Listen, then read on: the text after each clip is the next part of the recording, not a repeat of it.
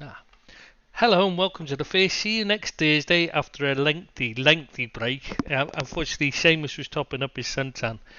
No, seriously, it was just that it taken that long to get from one end of his house to the other where he can get a signal because there's no signal on the other side of his house. But unfortunately, it's just myself and Seamus with you because Billy's missing with his budgie smugglers on while on holiday. So, we're just going to do a review of the season, I think, aren't we, Seamus? Yes, we've.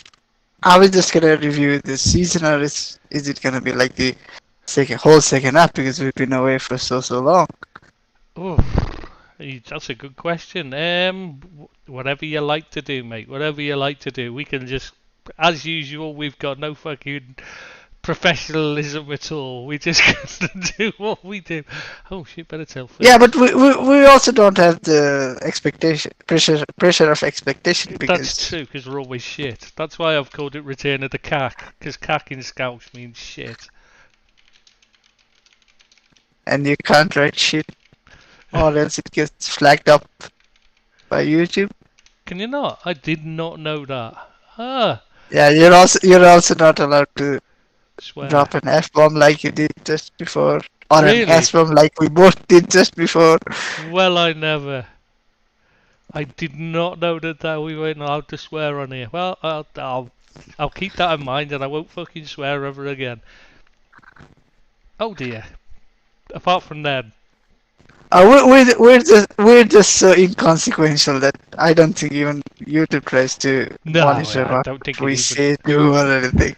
We don't get enough views. I mean, we've got one person, and that's about as much as we've ever get. So yeah, we got one already though. That's something we And can. that and it's not either one of us I know. checking in. I know. I haven't even got. I was gonna go and check on it, but like no need because somebody's listening, so we know it's working. I hope you can understand. Can you understand what we're saying, Stephen? I'm just checking because the last week, while I was away, people kept asking me, "Can I repeat myself in English, please?" Cheeky bastards. Are you allowed to say that? Is that counted as one of the words you're not allowed to say? Have we got What a bastard? list? Yeah. Have we got? Oh, no, that's you. Oh, we I can. got We excited then. no. Just I'm not trying to just poke fun at ourselves. We're not big enough for it to really matter. No, that's true. I don't. We don't get anything from it, so they're not going to care, are they? Because we're not bringing in advertisers or sending them away. So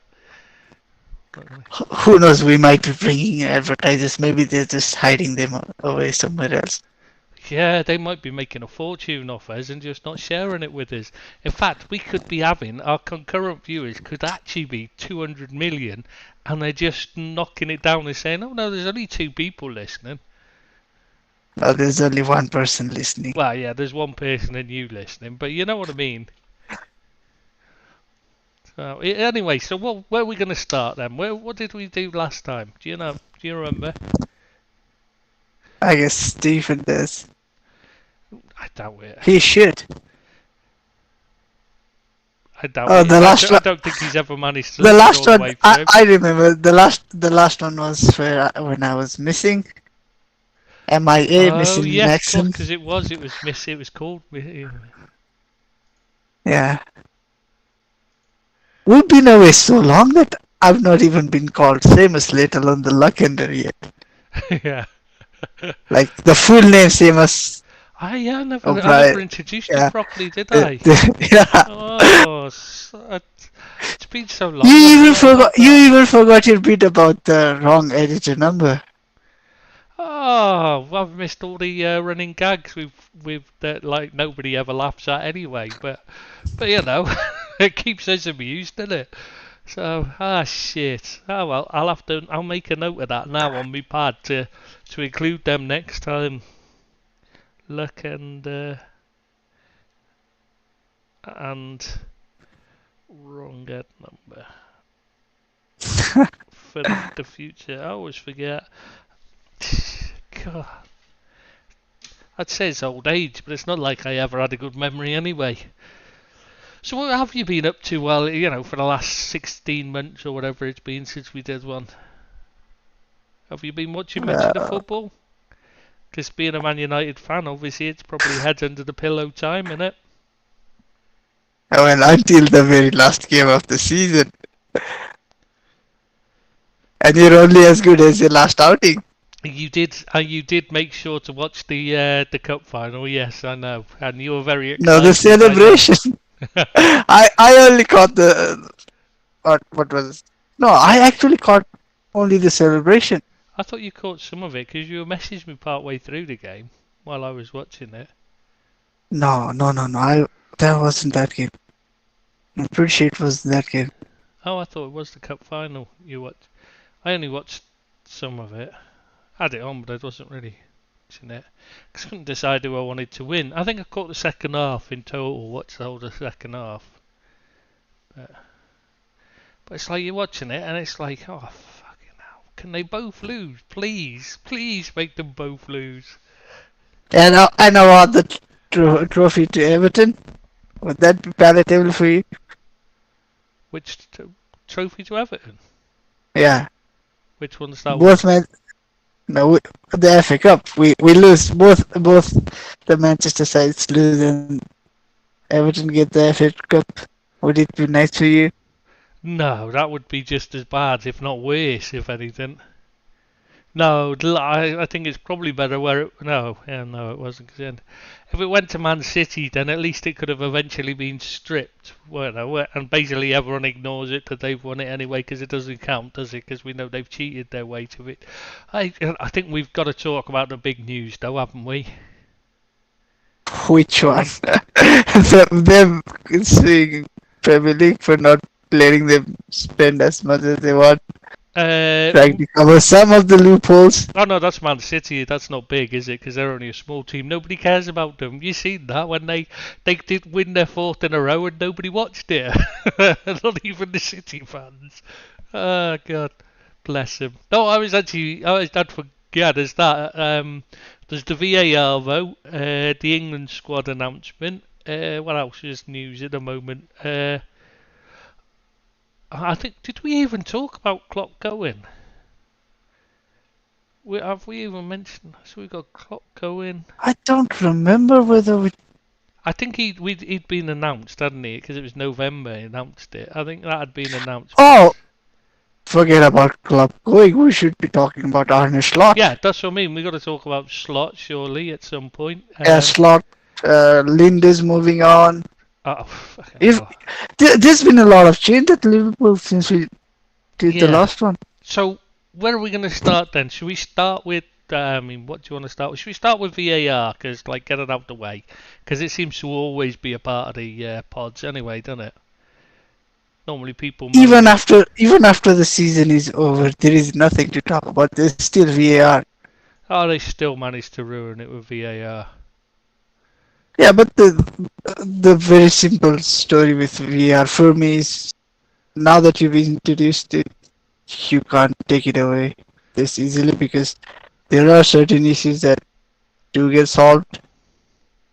And Oh, was it Klopp who said it? The issue isn't the technology, it's the yeah, application, the exactly. people using it. No, I think more the big news in this respect is not that it didn't get that they kept it. It's more that 19 to 1 voted in favour of keeping it. I thought Forest was so hard done by. They Yeah, complain about they how were hard done by. considering yeah, they were considering future options. I don't Exactly. remember the exact words, but basically they released a statement, didn't they? Yeah, exactly. Oh, Stevens put. We'll talk about that in a minute. Plymouth new manager as well. We'll have to discuss that after next. Yeah, we'll discuss that next. So I'll just note that down so I don't forget. Yeah, yeah. I mean, I thought Forest threatening all kinds of legal action and all that, and oh, you get the chance to get rid of it. Oh no, we'll give it. Well, we'll keep it. Well, I mean, what's going on there? What's that all about? I mean, if you're Forest and you're so fucking hard done by that you're threatening all kinds of legal actions and stuff, why would you want to keep it? And even they as a club should remember this season they were lucky that the other three promoted sites were so bad that despite Mm. all the bad decisions, the points deduction and everything, that they were never really truly in danger of getting relegated. It may not be the same next season. Yeah, next season's got. I mean, Everton and them are in real trouble next season. You'd think. Though, then again, you look at the teams that come up. Ipswich, you can't see them surviving. Really, take a lot. It'd take a minor miracle for them to stay up, wouldn't it? Who else? No, like Ipswich are like Luton. You can make a case for them showing some fight, maybe Yeah, even surviving and everything, but basically all the other people, like all the other supporters, should probably struggle to name who their club captain is, for example, and that yeah. includes me. And me for that matter. Oh, hello. We got 2 viewers. Hey! Oh, we're on a roll. This is. Oh, we should go away more often, mate. Yeah, I wouldn't be able to. I don't think I could name Ipswich's club Yeah, captain for like that off the matter. top of my head, I don't know. Oh, The I don't. players.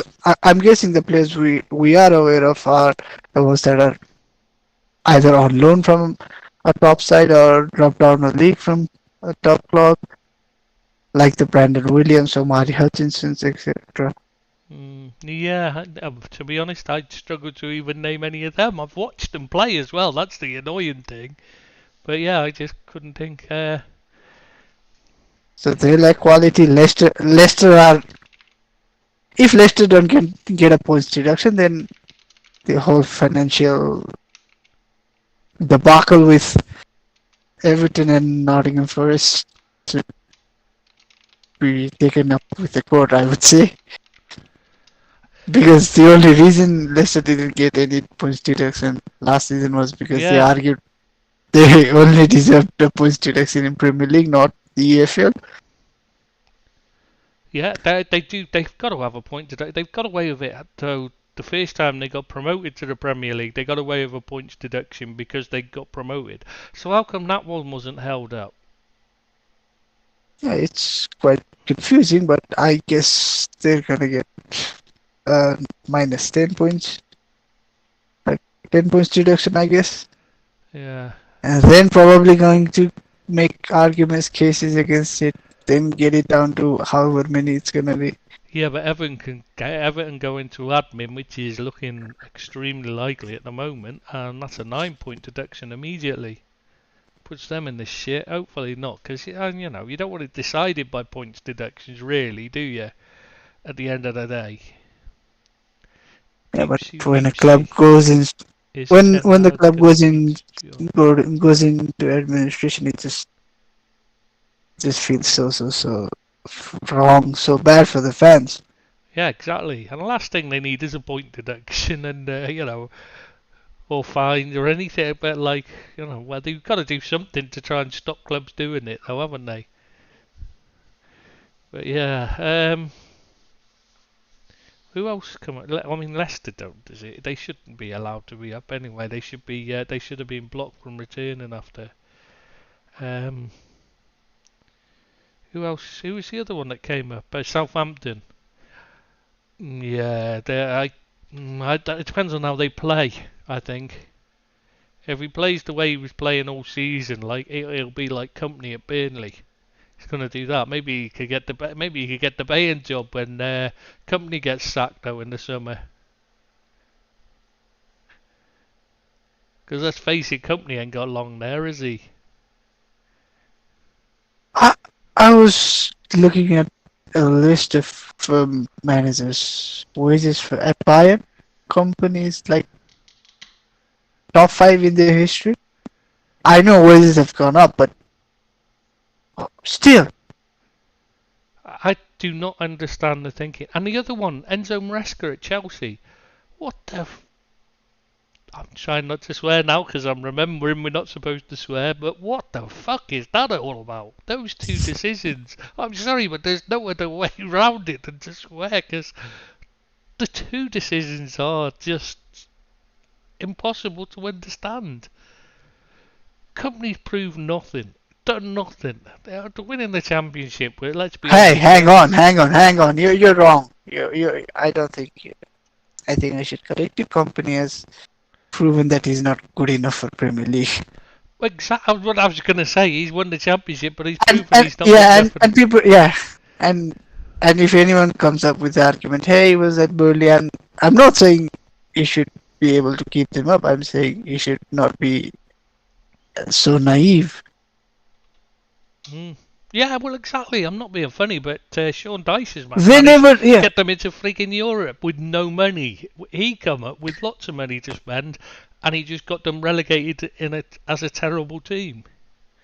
without a fight. That's the thing. They Yeah, didn't even whimper. threaten survival. Yeah, Uh, an absolute whimper. It's embarrassing.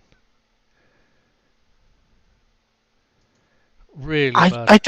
I don't think there was a point in the season when people were like, "Oh, Burnley are gonna survive." It was always like, "Burnley are in huge threat of relegation. Burnley are probably getting relegated. Burnley are bottom of the league."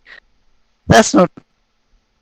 That shouldn't get you a job at Bayern. Come on. No. Well, why didn't the Luton manager Rob Edwards get a job at Bayern? If you're going to go for someone who's got, who's failed to keep a team up, he was the one that did the best job out of the three of them at the bottom With of the the league. worst, yeah, with on paper the worst, the budget Well, that's what worst, I mean. the structure, In everything. every single way that you can think of, he did the best job out of the three that got relegated. Yeah, company get, and they pay an obscene amount of money to get him out of his contract as well. I mean, what the? I just don't get it at all. And really, it just makes no sense. Manchester City bought company for way cheaper than what Bayern Hmm. Wasn't it did. 12 million or something they paid for him? Yeah, it's reported like 12 plus million, like Yeah. more than 12 million euros. And apparently, company was bought for somewhere around 8 million euros. Oh, 8 million was it? I thought maybe there Yeah. was add-ons that took it up to 12 that I'm thinking of. Or maybe that's euros. No, no, it Uh, was 8 million euros for oh, company right. as a player to join Man City. It's 12, more than 12 million for company as manager to go to I Bayern thought it right was now. 18 to go to Bayern. Was it? Yeah, I thought it was 18. That's why I was. However much it is, but still it's. That's obscene for a manager that's failed basically. And for a club that is way higher on the totem pole, it's like, Yeah, they should be looking at ones that are succeeding, not ones that are failing. if it was one of the teams that were battling relegation, needing young manager, not like, for example, a Bayern Munchen, not Bayern, Borussia Mönchengladbach in Mm. Bundesliga, maybe then you could understand why they're taking the risk. But this makes no sense to me. But how the hell did we end up from VAR, talking about VAR to company? Oh, we're just going through the news, aren't we?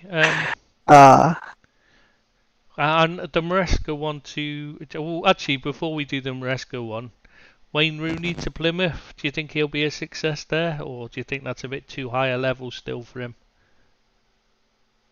no, but for Wayne Rooney as manager not getting relegated. No, let me correct. Not finishing rock bottom would be a success based on his track record. Yeah, based on his track record, yeah.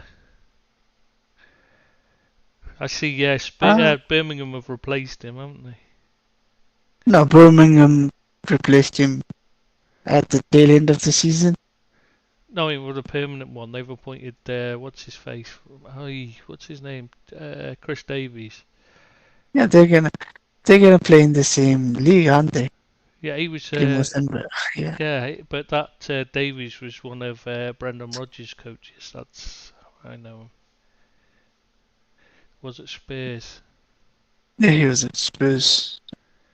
But he has been. Yeah, he has worked at Liverpool, Swansea, and Celtic, and Leicester under Brendan Rodgers. So who took him to Spurs?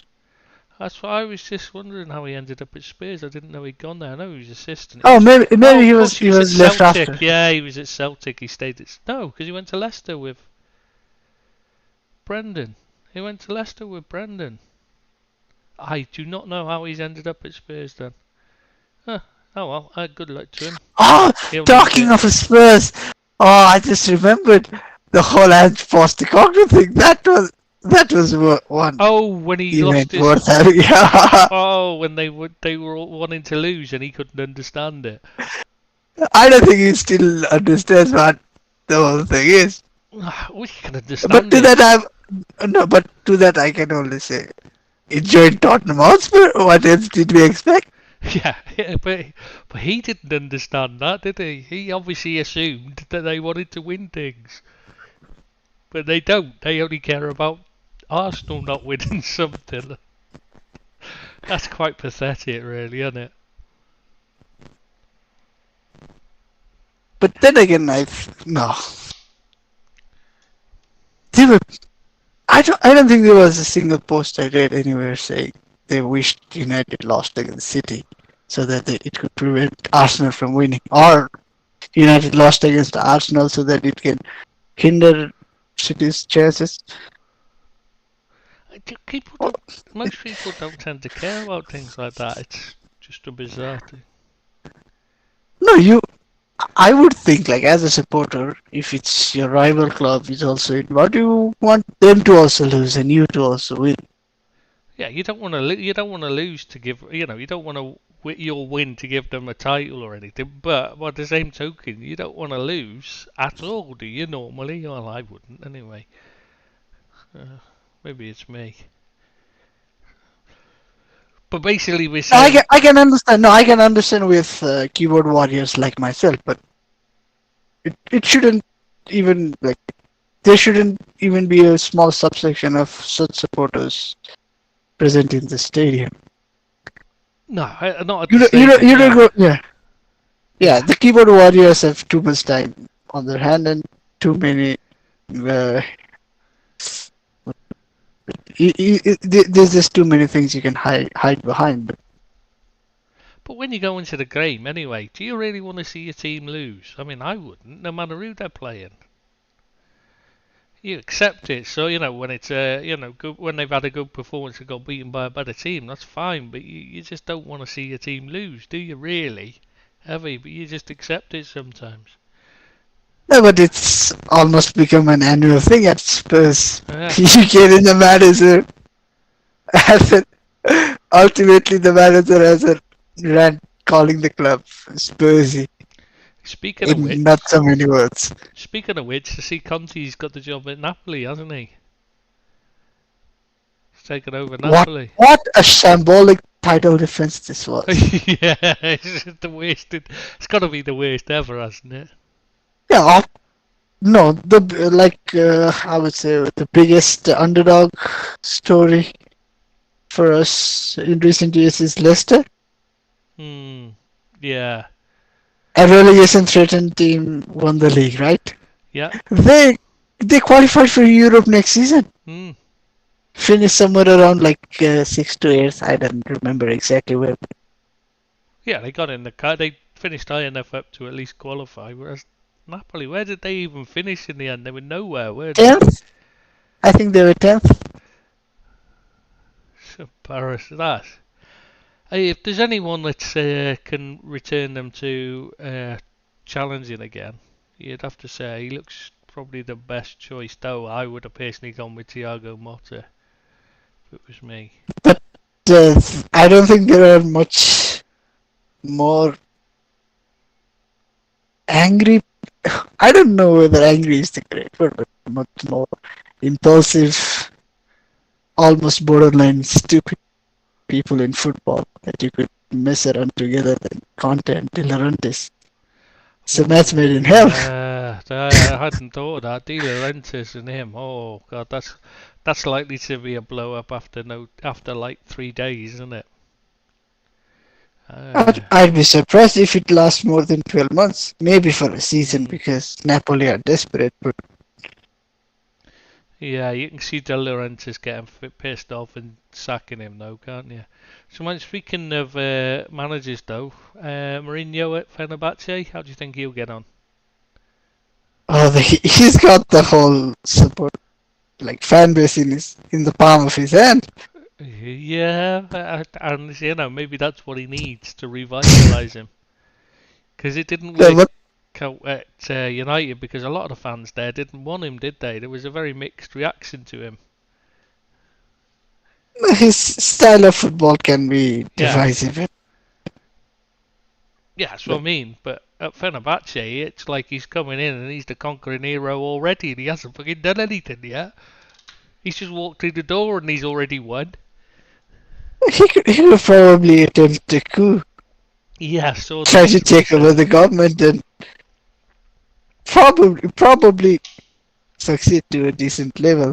To be Not fair, sustain, but in Turkey, the leadership isn't very well liked. So they rule by fear. So that's probably is perfectly capable of doing that there. Um, any others? Or is that all the new managers? Oh, fucking hell. Of course there's one more. Dude, we mentioned him at the start when we were talking about Arnie Slot. la la la. Yeah, I love that. Klopp doing that song for him. That says a lot about him as a man, doesn't it? All he had to do. Artist lot la la la la la la. You need a better chant. Come on, that's too generic, too basic. Oh yeah, but it was just to get it started. I mean, he just literally just to get it started, didn't it? It'll work for now until we find the one that fits. There's quite a few going around about him being bald as well. Obviously, because that's the in thing, isn't it? Everybody's bald now. Well, every manager seems to be bald. It's really odd to see how many are follically challenged at the moment. Because even Klopp had to have an hair transplant, and Conte. You think about how many of them have had hair transplants as well. So obviously, Maybe Arteta needs to save his head to win something. Win the league, I was gonna say, but anything. well, and Postecoglou, you mean? Did you say? No, he needs to change the club. Yeah, I was going to say. I think he must have been gutted though when Klopp, because it's obviously we all know that his team's Liverpool was the team he supported as a boy and the job he wants. So he must have been gutted when Klopp announced he's quitting in November this year, just after he joined Tottenham. If he'd have just hung on at Celtic, he might have had a chance for a few more months. You know what I mean? That was all he had to do is wait until for a few more months there, and he might have had a chance at the job he actually wanted and a chance of winning something. Instead, he's ended up at Spurs, where he's got about as much chance of winning something as Harry Kane. No, we make a lot of jokes around Spurs, but I personally think Spurs is one of the easiest target for a manager to succeed. You could win a League Cup and you'd be the most successful manager in decades. Yeah, I mean you don't have to actually succeed to be a success, because nobody's going to say you were bad. They're just going to say yeah, but he was managing Spurs. What do you expect? No, like finishing eighth and winning the FA Cup is ultimately a very poor season for us, Man United. Yeah, the all the in quotation mark all the glory of winning the FA Cup, beating your city rivals, stopping the Man City juggernaut, beating Pep Guardiola. Everything is just it's just all in a moment. It's not something that lasts. If the Yeah, but same thing happens with Spurs, you make the history books. Yeah, but not being funny, you've got a trophy that at the end of the season, in 10 years' time, nobody's going to remember anything apart Who from the finished third? trophies won. No, but my point is ultimately it's not that big. Yeah, We well, remember, yeah, we it's remember just, Louis van yeah. Gaal winning the FA Cup, but it's not. It doesn't get you need time to get around to that. But if as a Spurs manager you win the FA Cup, Oh, you're going to be a legend. yeah, I'm not joking. You're gonna be. Imagine if company got the Bayern job on the back of relegation. Imagine what happens. Maybe you become the president of USA if you can win a trophy for Spurs. Which you may as well do. Probably do a better job than the one they have had in recent years.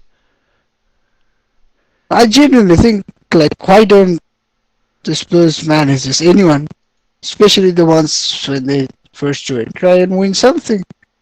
So one of the cups, like Mourinho almost did until they decided to fire him on the eve I of a could. cup final. I'm gonna guess here. I'm gonna go out on a limb here, but I think they actually do try to win things, Seamus. It just Who? doesn't work out because Spurs are so bad.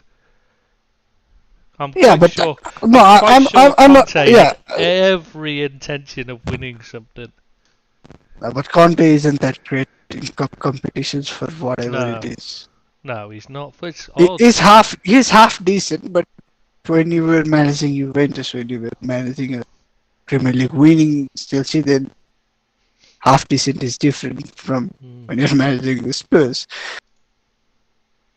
It's odd Like how he doesn't do that. genuinely, I think like I can only remember Mourinho who got them anywhere near a trophy, Mm. like threatened to win a trophy, one of the cups, and I Pochettino just was don't probably the understand why it doesn't happen. last one who got close-ish because everybody fell away in the Premier League and it was between them and Leicester, and he still managed to screw it up.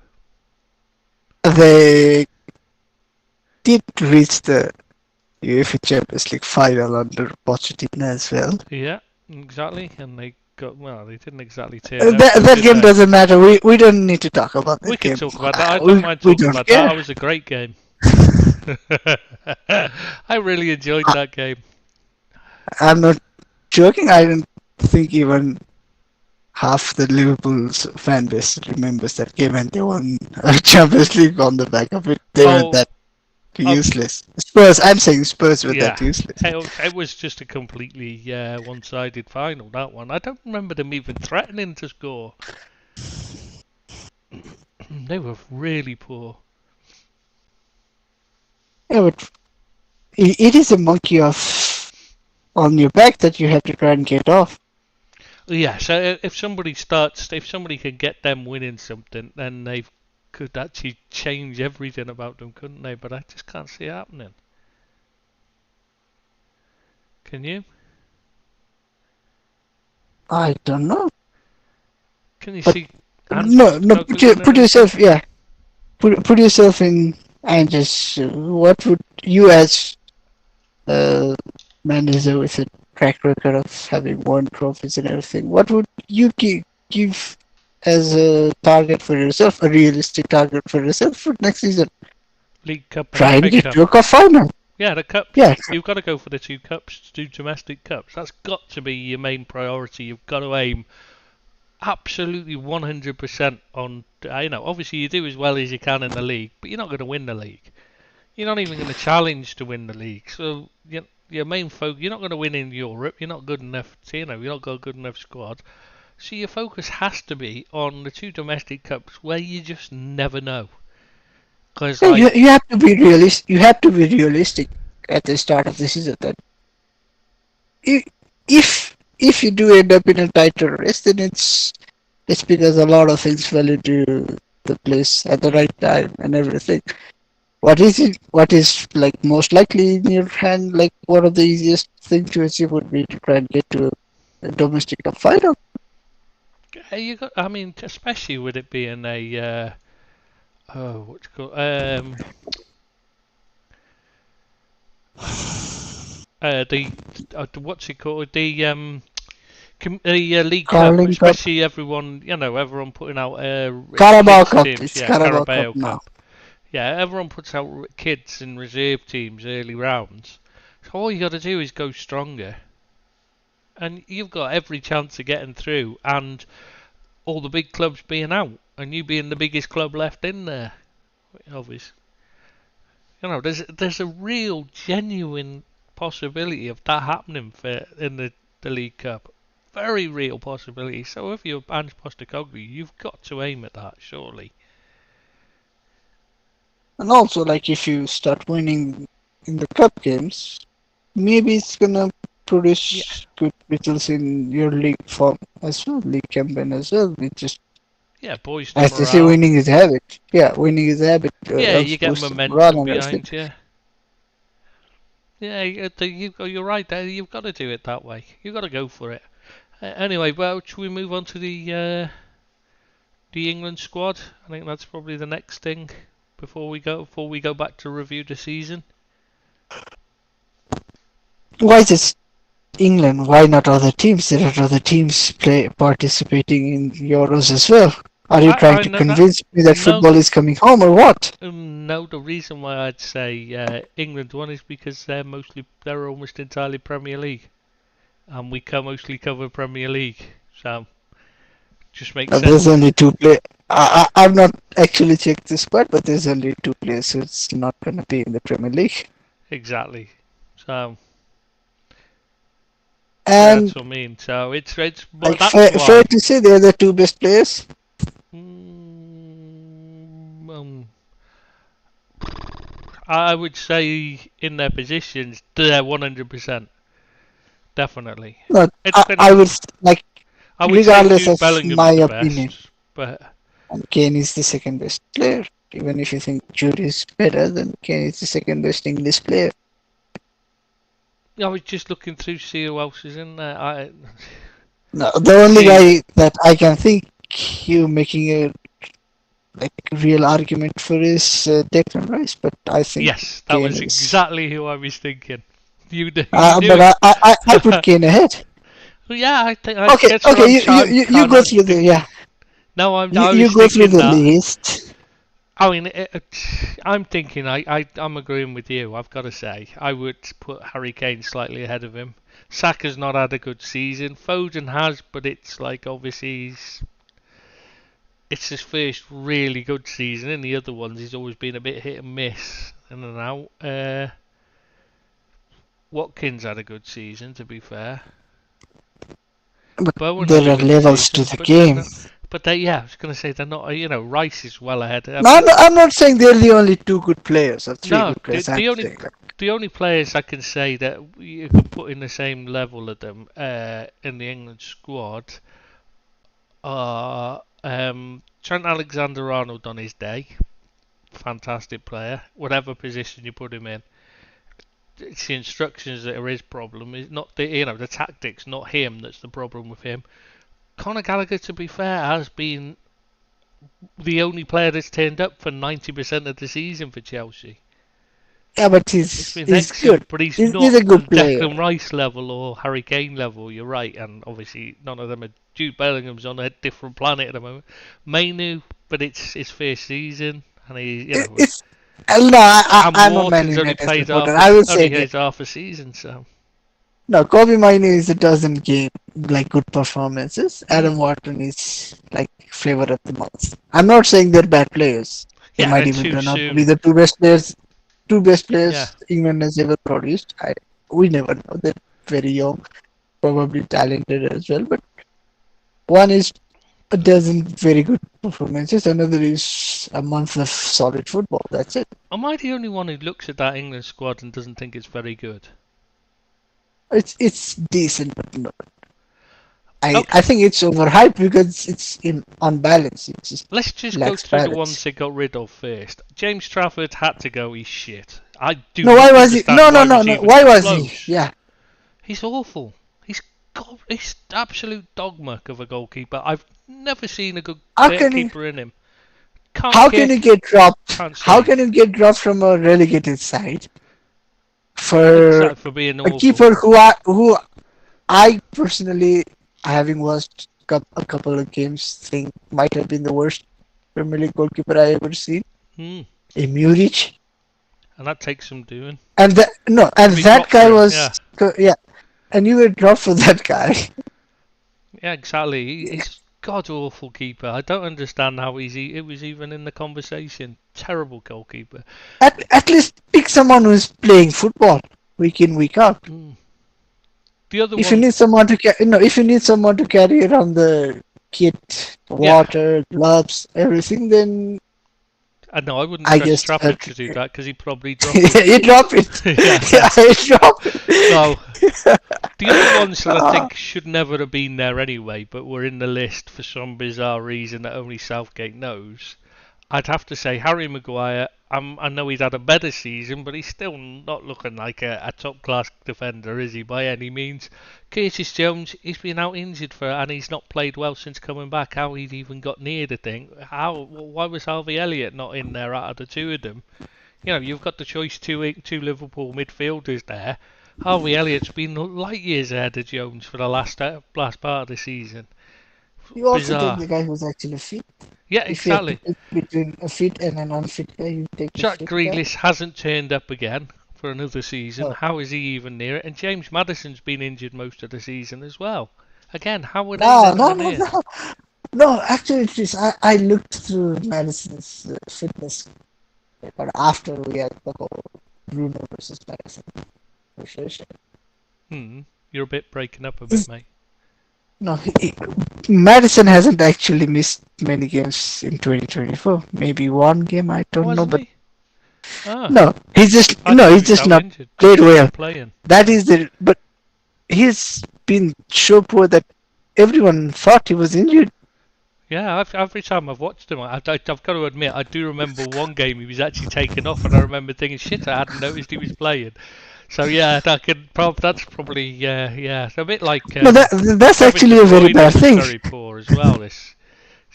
Wasn't he? So yeah, No, tough. everyone, like every casual viewer, every casual fan was probably like me, thinking Madsen has been Mm, missing games through injuries. I was shocked to go through his record. Like he was basically an ever present in 2024. yeah, I'm really shocked at that. Yeah, and And go on, sorry. if I had told you, or if you had told me that he's been out injured for the whole of 2024, I would have bought it. I honestly thought And he you had probably been. would have. I thought he'd only just come back for the last few games because I remember watching one and I remember seeing his name mentioned when he gave the ball away. It's the only reason I remember it is because he was terrible and he gave the ball away a few times. That was the only time I remember his name being mentioned. He was awful. But yeah, I can't believe he even got in there. And the only two I think that could have an argument that they should have been in there and should have stayed in there were the two centre backs, Branthwaite and Kwanzaa. Jarrell and Jared. Jared and Jarrell.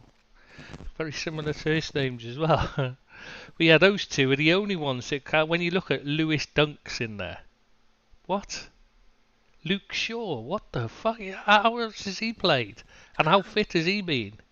Surely those two shouldn't have made it. No, Luke Shaw has not played a single minute in 2024. I may be wrong, but he's actually not even had a single minute of I training in didn't 2024 for Man United. I didn't think he played at all. I'm glad you said that you've said that because I didn't want to get it wrong again, so I didn't say it. He's But not. yeah, I don't even need to go through the record. He's not played a single minute in and he's not very 2024 good because anyway. So he picked up an injury right at the tail end of the summer yeah, transfer window last year, 2023. That is why we brought in Sergio Region. yeah. Then I don't think if Luke Shaw made a return or not, but even if he did, it was for a couple of games, maybe an hour or two Because you had like of Amrabat football. playing out there during the season and all sorts, didn't you? At the time, Wan Bissaka played yeah, there. Yeah, yeah. In the Amrabat cup played final, there. wasn't it? Lindelof played there. In the final, wasn't it? Dallo, Wan-Bissaka yeah, or it Dallo? was Dallo and yeah. Dallo and Wan-Bissaka were the fullback. I can't remember which one played which side off the top of my head. But yeah, I mean, surely those two, Dunk, who's just shit, and Shaw, who's not fit and never has been fit, surely those two should be nowhere near an England squad. And Branthwaite, I mean, how he's not got in there? I can understand Kwanzaa not getting in there. You know, Because I can it's get that. again handful of good games, Yeah. half a season. Yeah, he's only just established himself towards the end of the season. So, yeah, fine, fair enough. But Branthwaite established himself early on this season. Fairly, you know, he's been the outstanding player in the best defence outside of the top couple of teams, hasn't he? In fact, I think they were the second best defence. So I think it was only Arsenal that beat them. I think they had a better defence than City. You know, and he's been their best player. Oh, why is he not there? Unreal. Makes no sense. See, for me, I would look at it that you'd want a partnership. If you've got a partnership that plays for your country, a partnership plays at club level together, why not keep them together for club level? I'm not a fan of Tarkovsky, I've got to be honest, but Branthwaite and Tarkovsky should surely be in there, should have at least got to go together as a centre-back pairing rather than Dunk. I get why Gomez has been taken because he can play left back, and right back, and centre back. I think that makes sense. Guayi, I could get why you take him. Plays centre back, he can play midfield. Left-footed. Left-footed, yeah. Konza can play Probably. right back and centre back. Get that. Luke Shaw don't get that at all. John Stones, I'm sorry, Man City, people raved about how great Man City's defence was this season, how it's working, but they were shit defensively and they were really struggling. That's why their season was so poor this time around. For them, I'm talking about. They weren't good defensively, and John Stones was a big part of that. He still makes the same mistakes he always has. He's not a good defender. He's a good footballer, but he's not a good defender. Kieran Trippier's never been good. And England, and England don't play to his strengths. Exactly. You're not playing his style anyway, so what's the point in taking him? Kieran Trippier's never been good enough for international. There's one more point. There's one more point I think I should bring up about Mark Gay. He's only played about 100 minutes. Who has? The back, yeah, Mark Gay, because he's only just returned from Guahi, you mean? Yeah, for what was like 2.5 months out injured with knee he's been problem. out injured. Yeah, that's what I mean. You get why he's not, but you can understand why he's taking him because there's not. No, but you don't. No, but since we're making arguments, you don't take someone who's only just returned from an injury, who's not an established international player, mind you. If it was someone, if Luke had returned with 5 games to go and played some minutes, then you can understand. Okay, he's proven his fitness. There's not many options. He's a starter for national team. You want to take him for experience, everything. Mark, he sadly doesn't bring experience because Mr. Southgate was too stubborn trying to play Maguire when he was dropped from Manchester United. Yeah. And he's the same manager who said when he first took charge that players would be picked on performances. Yeah. Having actual minutes. Many things. There's no point bringing those things up. But you don't. If England want to be serious winners, then you don't bring in new players who are coming back from injury into a setup that they're not already familiar with. Especially when you've got an option there in Jared Branthwaite. Left-footed. You're breaking up for the national team. They're bringing up established partnership, right? When you're not taking Maguire. Both of us were not fans of him, but they're not taking Maguire. Yeah. Now, if you're already breaking up a partnership and introducing a new player into the setup, like you're trying to point out, why don't you take a settled partnership? They already have some kind of relationship, understanding. Maybe it makes even your job as a coach easier to integrate them together. But then again, neither of us are highly paid managers. Yeah, and of course we never got to Kyle Walker as well. Who's, even though his legs are clearly going, and has been very poor this season, he still seems to walk in, and everyone still seems to rave about how great he is. I mean, they're doing shows about never beat Kyle Walker. I mean, for fuck's sake, he gets beaten game in, game out. He's never been a good defender.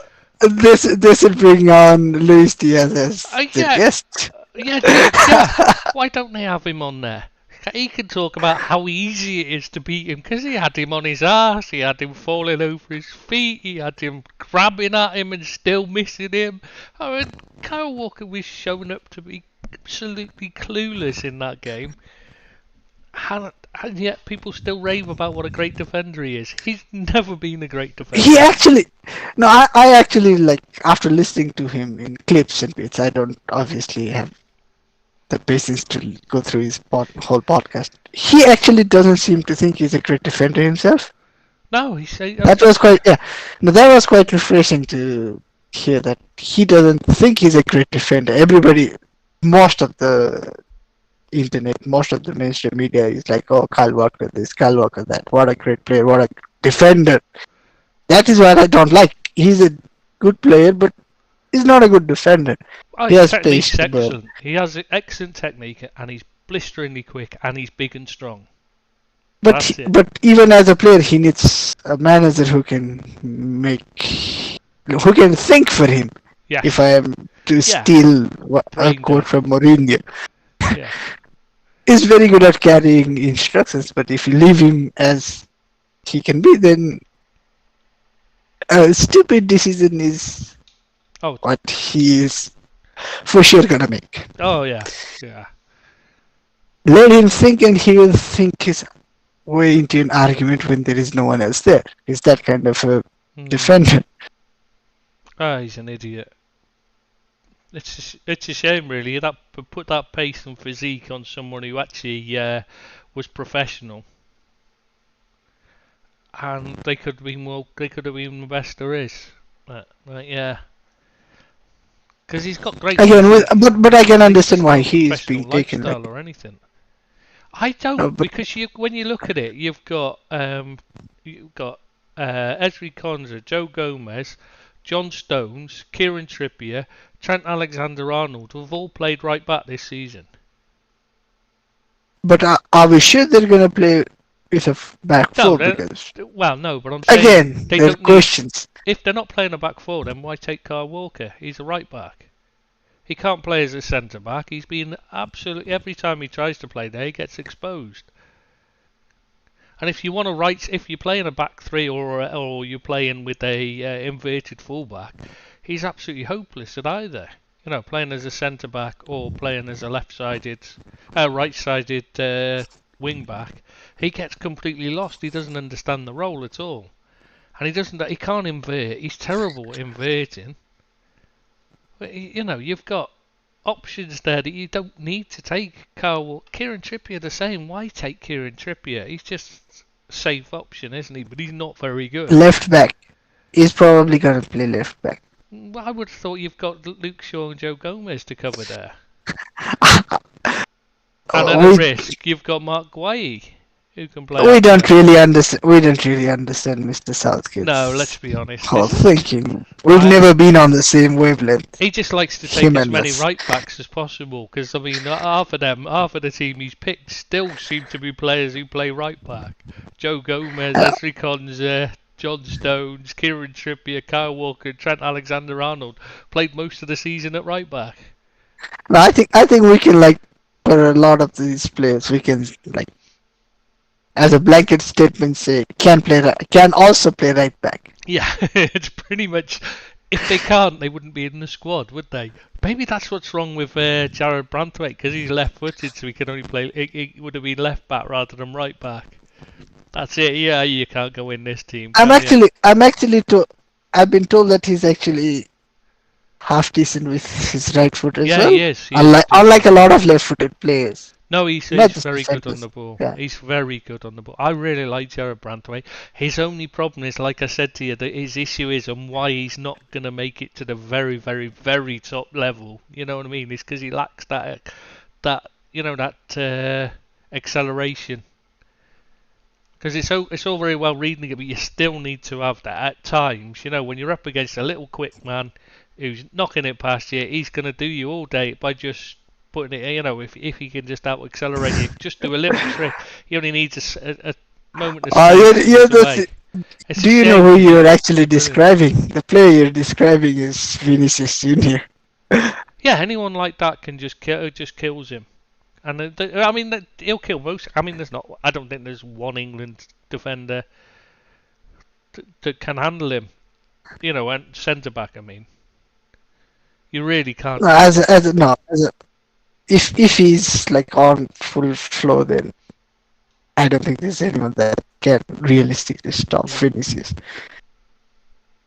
Oh, I just realised we never went through the goalkeepers. We just went straight to defenders. It's Dean Henderson, Jordan Pickford, and Aaron Ramsdale. Well, that doesn't fill you with much, much confidence, does it? I mean, Ramsdale But they can't were get a the game. only three decent, like they were the only three half decent fit English goalkeepers, though. Just just says it all, doesn't it? I mean, if that's, but Yeah, well, you know, listen. We made so much issue with James Trafford, right? mm, But I don't think there's another English goalkeeper who plays top flight football. I was just trying to think of one just then. That was literally what I've been Pope trying to is think injured. of. Yeah, because Pope is injured. Off the top of my head, Pope is injured. Why Sam not? Johnston Why got not? injured. Why not the most? Hence why Dean Henderson. Well, hang on. The most successful of them all, Scott Carson. Scott Carson. Yeah. He's probably still drunk. Yeah, that's true. But I mean, why isn't he third choice? At least he's good at that. Maybe that is what they need to counterbalance Harry Kane's Yeah, exactly. He trophy curse. exactly. Maybe Coman. What was it? The opposite of curse. Whatever it is, if the common magic doesn't work, then maybe it's the Carson magic that can undo Yeah, Kane curse.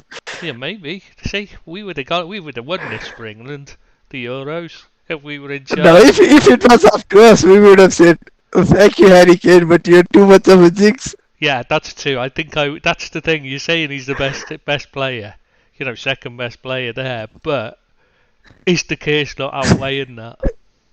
No, but he's the first name on the list of outs. Yeah, you've got to drop him just because of that, haven't you? Oh, bless him. Oh, and the thing is, If you can stop Bayern Munich from even being eligible to compete for a trophy, let alone win one.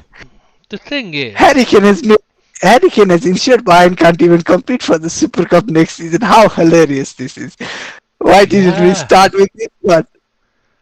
God, that's insane, isn't it? How bad they were with it. He's so allergic to trophies that Bayern. England's are Come never on, going to it win was a one foregone anyway. conclusion that Bayern win that game. Yeah, Now they can't even participate in that one. that's amazing, isn't it? But I mean, you've got to say, to be fair, I don't think England are in with a chance of the Euros. I keep reading it. I mean, we've gone through the defence; it's awful. The goalkeepers are terrible. There's not really a strong squad here. I like. Don't get me It's wrong. not a I like No, it is not a Conte, balanced squad. That is the issue. Like people always but bring up the golden generation mm, having like lacking in certain positions and saying like this generation is probably better. I think no, this generation also has gaping holes. I think the Golden Generation was much better. They had a much more balanced squad than this. The problem was they had managers who didn't have a clue how to use them. There was an obsession with having to have two up top. So instead of shaping the central midfield to suit your three best players, you shaped it around having to have two in the attack. So you shift in your best midfielder out to the wing. In Gerrard, why? I mean, that just made no sense. Yeah, And I but know you're again, going to back to say this team, Scholes is better, but um, there's there's Trent Alexander in midfield, Alexander Arnold, yeah, who, like we said before, can play right back. mm, yeah, of There's Conor course. Gallagher. I'm sure he can play right back, and Mainu, and Declan Rice can play in defence. I'm not sure Adam Morton can. I'm surprised he got He's left-footed. included. He's left-footed. Yeah, I'm very surprised he got included, to be honest. But there is no other option. The only other option was Curtis Jones. How is Bellingham in as a forward? Surely he's a midfielder. He can played up front, I think, in one game, and he was not at his best at all, though they won. And he said it Now himself. He that didn't is the really thing enjoy with it. He'd play anywhere, but he didn't enjoy it. Playing a false no, nine. that is the issue with team seats and formations that get put up at the start of Mm. the games. Because Bellingham plays as a false nine or whatever, however you describe that role for him at Real Madrid. Now he's considered as a forward. Like people argue, like is number 10 his best position, or can he play number 10? Should he be pushed He's forward? just But played in I still most of the time in I still midfield. consider him like if you can't use him as a two-way midfielder, then you're not making full use of his Mm. attributes. He's a box-to-box midfielder. He's the absolute prime example of a box-to-box midfielder in the modern game. He can get forward and he gets back and he does both, and he works hard in both ends of the pitch, and he's brilliant in both ends. and you've got to use it surely. But you look at that midfield. If you put Bellingham in there, you got to say that is a strong midfield bunch. Yeah, Declan Rice, Colby, Mainu, most likely, and Bellingham. F- At least for me, on paper, looks a very balanced midfield. And even if you've got a couple of injuries, you've got Alexander Arnold, Conor Gallagher, and Yeah, Adam Conor Ward could Gallagher easily can. step in. Yeah, again. Any of those three could step in easily. Even Gallagher, if you like, you put Gallagher and Rice, then you can like liberate some of the defensive Mm. duties from Bellingham, try and push him on. Maybe you can bring in Average Eze, who's again Eze forward is more of a number 10. To Foden maybe, See, I think Gordon, they're going to list him and they're going to use him as a winger, but I think he's a striker. and Gordon, Mm. but he's gonna fall down. That's the problem. But his only skill, from what Gonna I can fall see, down. his only real skill is Knock play. and run. Yeah, so he needs to be in the centre and he can hit a shot, but he's not a crosser of the ball. He's not good crossing the ball. He's got no skill to beat a man. He's just not a.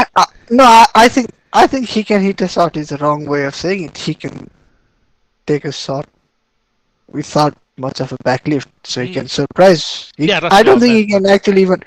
I don't even think he can hit this long ranger. I don't think he has that much power. No, he's. And I'm I mean, and I am fully aware he's a professional footballer who can clearly take a shot, but yeah, you know what it's I not was. his forte. Yeah, he's more of a. I agree with you. He's one of those though. If you're playing the ball in over the top for someone to run onto, he's probably the best England have got at the moment.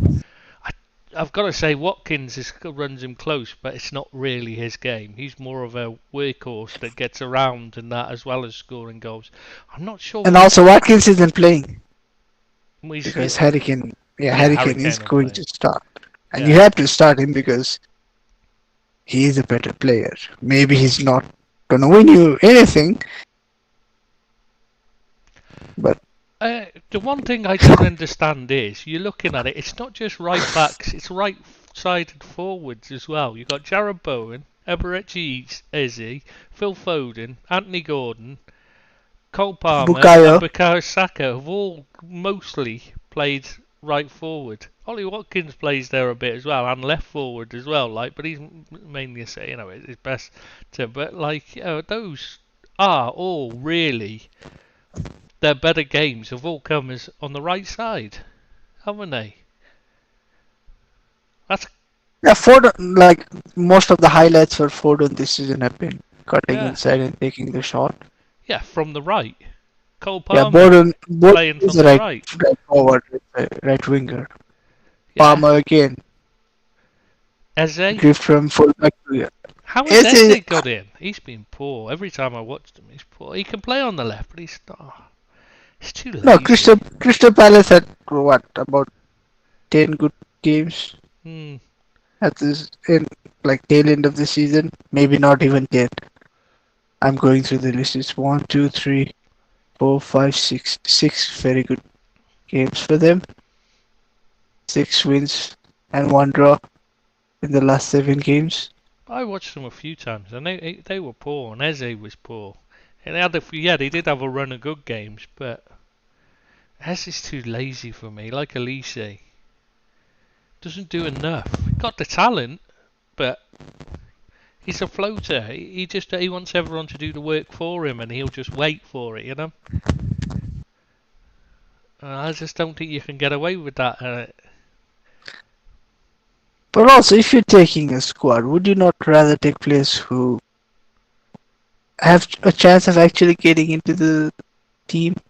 Yeah, because I don't see where Eze plays. Like no. even if 1 or 2 players drop out injured, Surely Bowen, Foden, Palmer, and Saka are four ahead for the wide position. even if They're you the try to first, make us yeah, and then even if you try to Gordon. make a midfield, the only midfielder you can realistically think is being a backup for would be Bellingham. Yeah, even then you'd put either Foden or Palmer in Yeah, there, yeah, or that was what I Saka. was gonna. Yeah, that was gonna be my next point. But I'd rather even though I'm not Or the Gallagher. biggest fan. But no, Or even Wharton. Or if Mainu. let's just say no one from the midfield Okay. list actually gets there. Not no Trent, Gallagher, Mainu, Rice, Watt, they battle for the only two positions. Then we the third midfielder we're picking. If Bellingham has a okay, he has a food poisoning, bad stomach, whatever, misses again. AJ isn't even gonna be. If I'm the manager, he's not even gonna be a substitute for the role.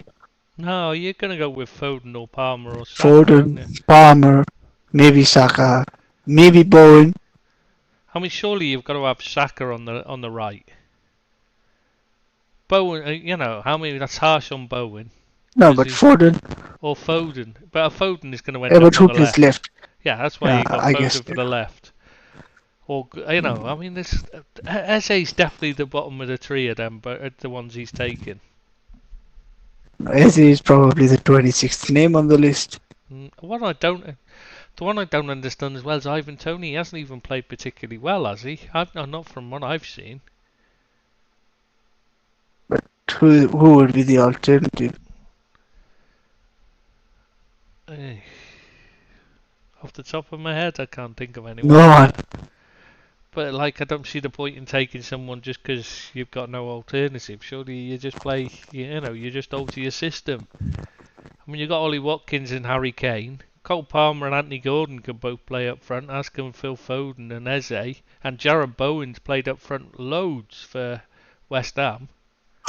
In fact, he spent a large part of this season playing up front because Antonio was out injured, Yeah, and Kudus was playing on the wing. Yeah.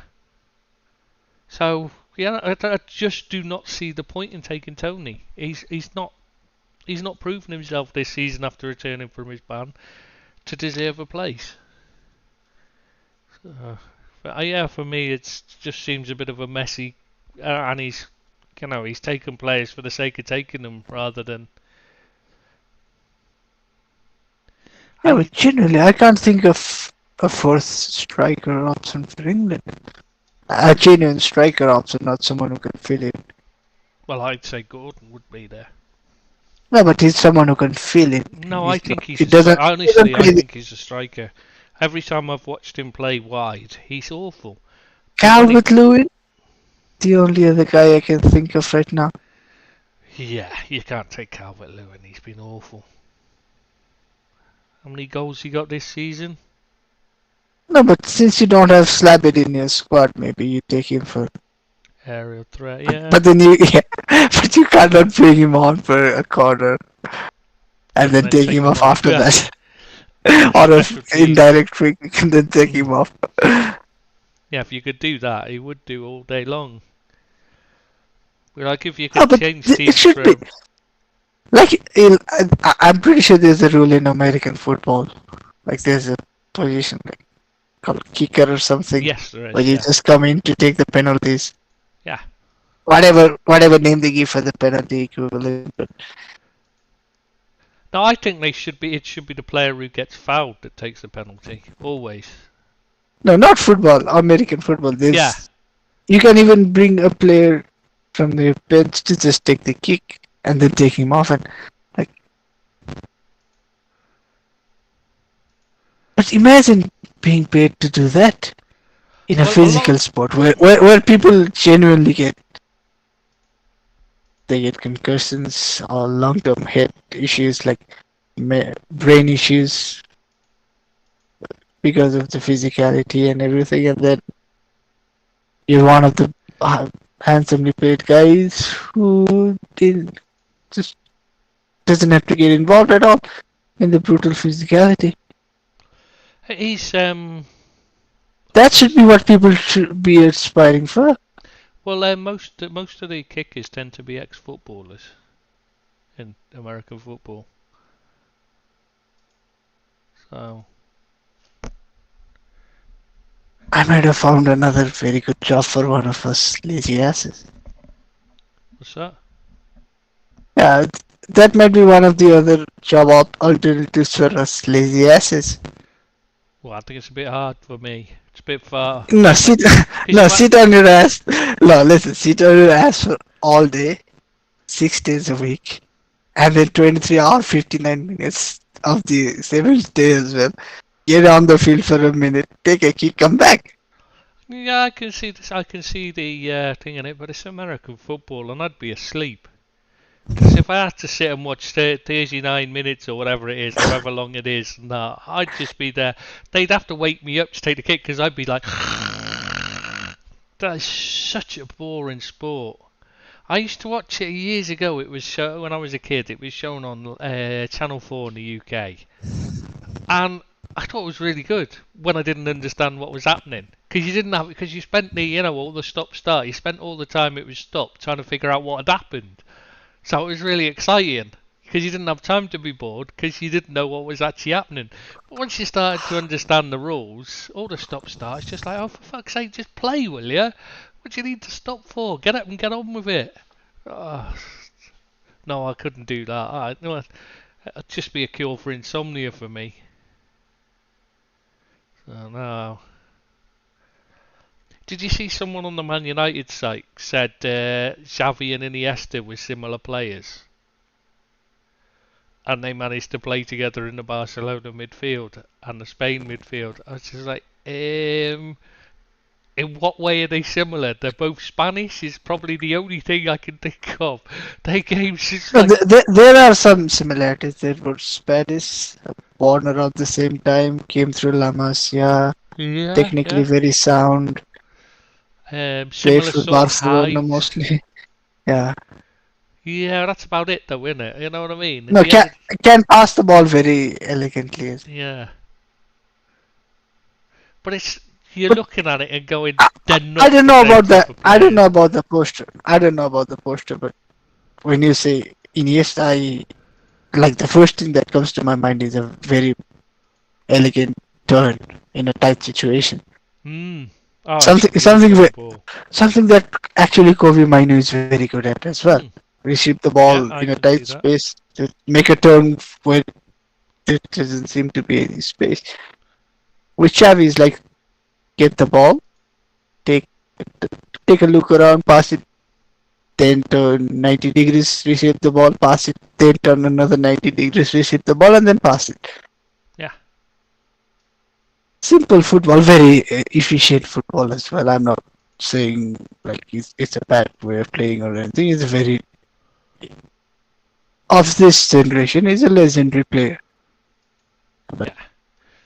like the kids these days, there's levels to the game. Hmm. See, For instance, if you think of Iniesta, you think of match-winning legendary goals. If you think yeah, of Xavi, you think of him moving his head around, scanning the area. yeah, it's... How are they similar players? Very good players, but Yeah, I think Iniesta's just a special talent. He's more... If you compared him to David Silva, that would have made sense. You know what I mean? Said they were similar and but they never really played together like as much. But you know what I mean? That's... But but even then, then yes, they're even then I they're wouldn't not have... like. They're not, but I'm saying I could have understood why, in a quick glance, they both run with the ball and they're smooth running, you know what I mean, and they look to play players in and stuff. I could understand that comparison, but Shafi, I mean, they don't even play a similar role in the team, even, you know what I mean? They don't even play a similar position. That Iniesta usually played in front of Xavi.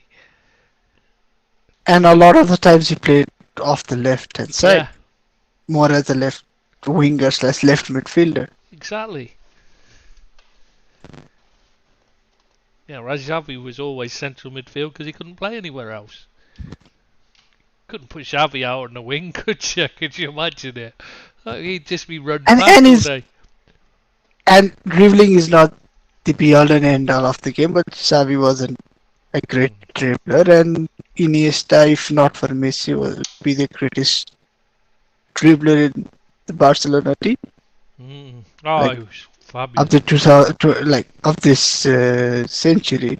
Yeah, of the generation, I'd have said. Just because I don't know earlier ones. Yeah. But, yeah, you watch, I mean, Iniesta, the Yeah, way but he moves, neither everything are about him. neither are playing, neither are gonna play for England or not. participate in the Euros, so we should move on. Yeah, I know. Just it was just because they were talking about that. They were talking about Mainu and Neves, how they can play together. Because even though they're similar, and he said Xavi and Iniesta managed it, and you know when you read it and you think I can't even respond to that one. I'm just going to ignore it. Just post it up and ignore it because it's just so stupid that it's just not worth it, is it? Just if they're that, if they believe those two are similar, they clearly have no idea about football. Like, you know what I mean? No, I wouldn't be that arrogant. I'd say either that person or myself don't understand football, and we're so far apart that we cannot come to No, I think some you sort can of. clearly say that in this case, if they think Xavi and Iniesta are very similar types of midfielders, I think we can safely say they do not understand the game. Because if they've watched them and thought they're both the same, then they clearly haven't watched the same football that I have or anybody else in the world has. Oh, I just can't know. That's sometimes you just have to No, accept that they don't have a clue. I'm just reading. I'm just reading this first part from Sappy's post, and I don't understand where you get the idea that Minion is some physicality next to him. What, Mainu needs You need no, physicality? No, I don't understand that. no next to Maybe him behind. in his partner. No, he can handle Yeah, himself. If he wasn't playing in Premier League, he would be a beast. yeah, I think he's fine. Talking about physicality for a 18-year-old lad turning 19, he's. No, I I think. told no, didn't I tell you this after the Belgium friendly? I don't want us to sign Onana because he was getting manhandled by Mainu without even him trying. Yeah, I think Mainu's got it. I think Mainu's. You don't need to. You put next to him somebody just to provide an edge to the team, not to protect him. He doesn't need it. No, ideally, you would want someone who is a bit, not just as a partner for Menu in your Premier League midfield. You want someone who's not just technically very good, but also physically very capable. But Hmm. I wouldn't say that is a necessity for Yeah, but a I'm player saying you're looking you don't to need. partner Menu. Yeah, you don't need someone to. But they were talking about it to protect Mainu because he's not quite, so he doesn't have to do the physical side of it. And I'm thinking, no, I'd want him doing the physical side because he's very fucking good at it. You get players Yeah, like it's that like that saying it's like saying you want someone who's very quick next to Mbappe so that he doesn't have to run as much. yeah, exactly. That's it. That's exactly the right way to put it. It'd be like you've got. He's not Steven Gerrard. I'm not trying to compare him, but you put Steven Gerrard in there. You don't need someone in there to fight for to do that to protect Steven Gerrard, do you? You know what I No, mean? you do that to make sure that your opponents are stuck in between a hard place and a rock. Mm, yeah, yeah. You don't need to protect these players. What you need to do is give them someone who complements them. No, it's like saying you don't need another Van Dijk in your defense when you have Van Dijk. No, if you could pair Van Dijk with this guy who's as big, as strong, as physically dominant, as charismatic, uh, like you would, if there were two of them and you could pair them, you would want to do that. The only problem is we've sort of No, done we're that not with talking about. Kwanzaa, but he thinks he's got all that and he hasn't quite got it yet. No, I don't mean the mental side of the game, just Yeah. the physical side of Van Oh Dijk's yeah. game. If you got someone who's 6 foot four, that quick, Oh, that and that much of an aura as well, and that technically proficient, you would want them. yeah. You put them in together, don't you? What's the problem? If you can't handle one, try to handle two. Yeah, you wouldn't want to come up against a defence of two of them, would you? Let's be honest. If you're a forward, you'd just look at it and go, you just And couldn't. even with England trying to bring things back a little bit to the topic, even with England, I don't think there are many in midfield in international football that can match Rice and Menu on their physicality. No, no, I don't. they're just very good, physically very good players, and technically very good as well. Let's not knock their technical proficiency. And then you put Bellingham in front of them. You've got a great midfield there. To be fair, that is a great midfield, and especially when you got someone like Trent Alexander-Arnold and who's the other guy in midfield? Conor Gallagher, Yeah, Adam you've got Conor Wharton, Gallagher. Wow, Adam Wharton. I like him a lot, but I'm not going to include because it's too short, too small a sample size. sample size. Yeah, from what I've seen, I he's think I think brilliant. I love him. I I would sign personally him. think it's a mistake taking both Wharton and Mainu into a tournament without much experience. Neither were part of the national team setup as well. It's not like you were bringing those two guys along for in the past year or Mm. two. And it just happens that the tournament is right now. It's, If he's both gonna have just been if he's taken gonna up. play one, gonna play them both, then yeah, but he's not, is he? Let's face it. Wharton's only gonna come on as a sub, late sub, or maybe play if the game's a dead rubber. That's it to rest players, isn't it? That's his role's gonna be. I think I can't see him coming on as a sub. Can you even? Anything more than like last few No, but minutes. even as a sub, I'm not that much of an expert on his style of play. If Yeah, I no. have to I have to hold my hand up and say I've actually not watched him play live on television, or not in person actually. No, Mm. but I if like we're running on the assumption that midfield is gonna be Rice, Mainu, Bellingham. Oh, it has to The be. next the next change you would make is either Conor Gallagher for energy or Trent for some control and Passing. passing Yeah. creativity, etc. So Wharton would be the third guy in the list. Wharton for Okay, like me just is like a with Eze, I think it's big on the back of half a dozen good yeah, performance from the team as a whole, and then not having many options but you because realistically the only other options were from the guys that were not even in the squad were Jordan Henderson and Harvey Elliott. Harvey Elliott deserved his chance. To be fair, though I wouldn't have taken him over Wharton. I'd have taken both. It'd have been Eze No, would have I'd missed have, out. yeah, no, I'd have taken Elliott over Izzy. Oh, definitely, because he can play anywhere virtually as well, midfield or up front, and he'll put in a shift. And he's energy provides energy, provides work rate. He's a good lad to have around the squad as well. He's well liked and that, and he's a really good footballer as well. He's been Yeah, unlucky to not get more games for Liverpool this season from the and start. I'm mostly running off on the back of stats, which is not the greatest idea. But if a month or two of good performances from Izzy is worthy of a call up, then so should be 6 months. Hmm, Because Elliot has the most assists in 2024, second most assists in 2024. really? I didn't know that. Yeah, in the Premier League, he has like either the most or second most assists in 2024.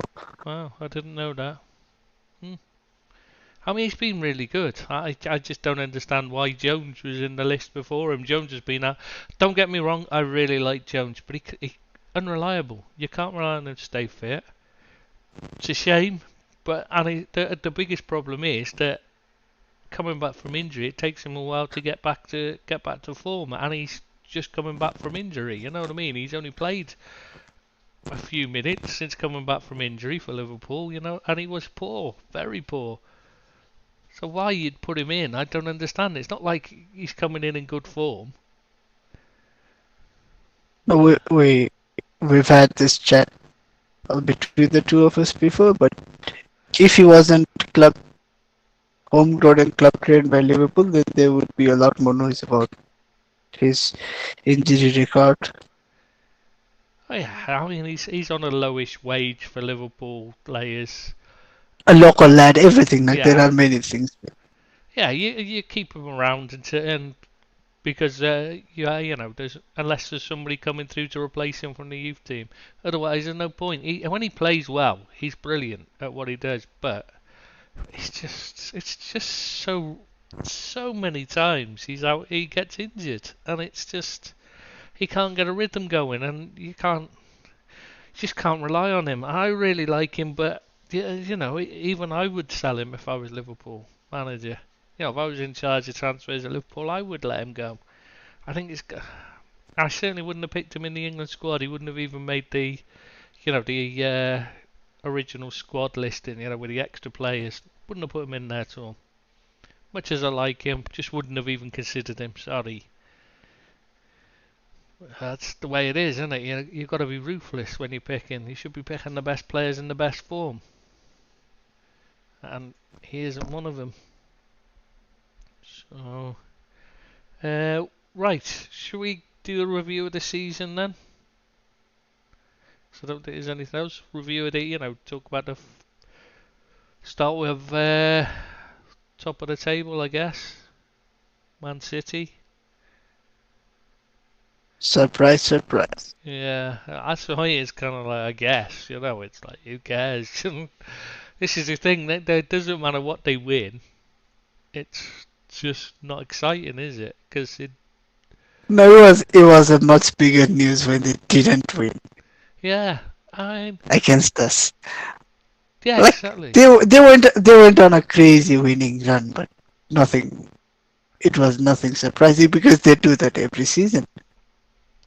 But they weren't playing as well as usual. I mean, they weren't We were, going on we and were, we were saying winning that. those games. They were Yeah, struggling no, to we were victory. saying at the start of the season as well, like Mm. they don't even look half the team they were last season, and they weren't that great in the league last season.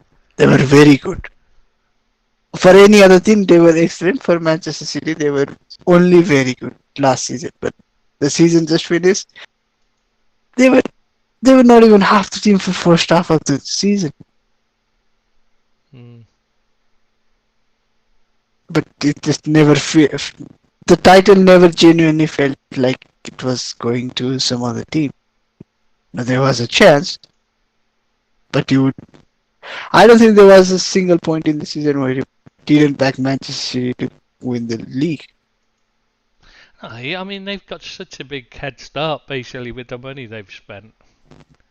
And the fact that the lawyers would probably fight it if they lost anyway. Let's be honest, they probably take it claiming on tyranny or something. I don't know, tyranny of If, the yeah, majority. maybe if someone else does manage to win the league, they will just I take them to court and win the case against them. I fail to understand how and I love I've been there. I've lived in the UAE I lived in the UAE for many years, and it's a great place to live. But they seem to forget that their country is a tyrannical regime. It's run by them with no there's nobody else has any say other than their ruling party. So when they're talking about tyranny, is are they looking in the mirror when they saying it?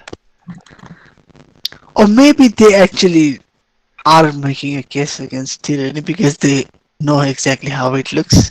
Yeah, true. Maybe it's a case of gods recognize God. Yeah, I can see that. Yeah, Maybe it's the devil knows the devil. yeah. Whichever way you want to put it. Yeah, like for like, sees like. Yeah, I can see that. Because it is a really bizarre. I mean, their case is bizarre. It's basically saying, yeah, we cheated, but we broke the rules, but the rules are unfair and biased against us. What? The point is, you signed a contract. If you don't like the rules, you don't just ignore them. You get them changed, don't you? If that means you have to lobby get 6 other clubs on your side, whatever, 5 other clubs, sorry, on your sides, because you need 6 at least to vote against, to block it, so you can stop the others, the majority winning. Then you start bringing teams onto your side, don't you? You don't just say, well, we just won't take any notice of the rules and we'll do what we like anyway. Because Well, that's just ridiculous. Imagine how that'd go down if you did that in Abu Dhabi. I don't think it would go down. I think the person bringing that up would go down. Oh yeah, it wouldn't last 5 minutes, mate. Wouldn't last 5 minutes. Ah, yeah, it's just really. I know. I just don't understand why how they think. The thing is that they've actually got backers, haven't they, for scrapping FFP, or PSR as it is now. They've actually got.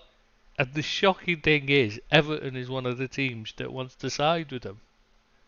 Chelsea, obviously, you expect that because they want to be able to spend £1 billion. They just want to be able to spend £1 billion every season, and Newcastle United because they want to be able to spend as they want. Yeah, you can understand why Chelsea, Newcastle, Man City are in favour of scrapping PSR, but Everton, I mean, Wick's spending's nearly destroyed their club.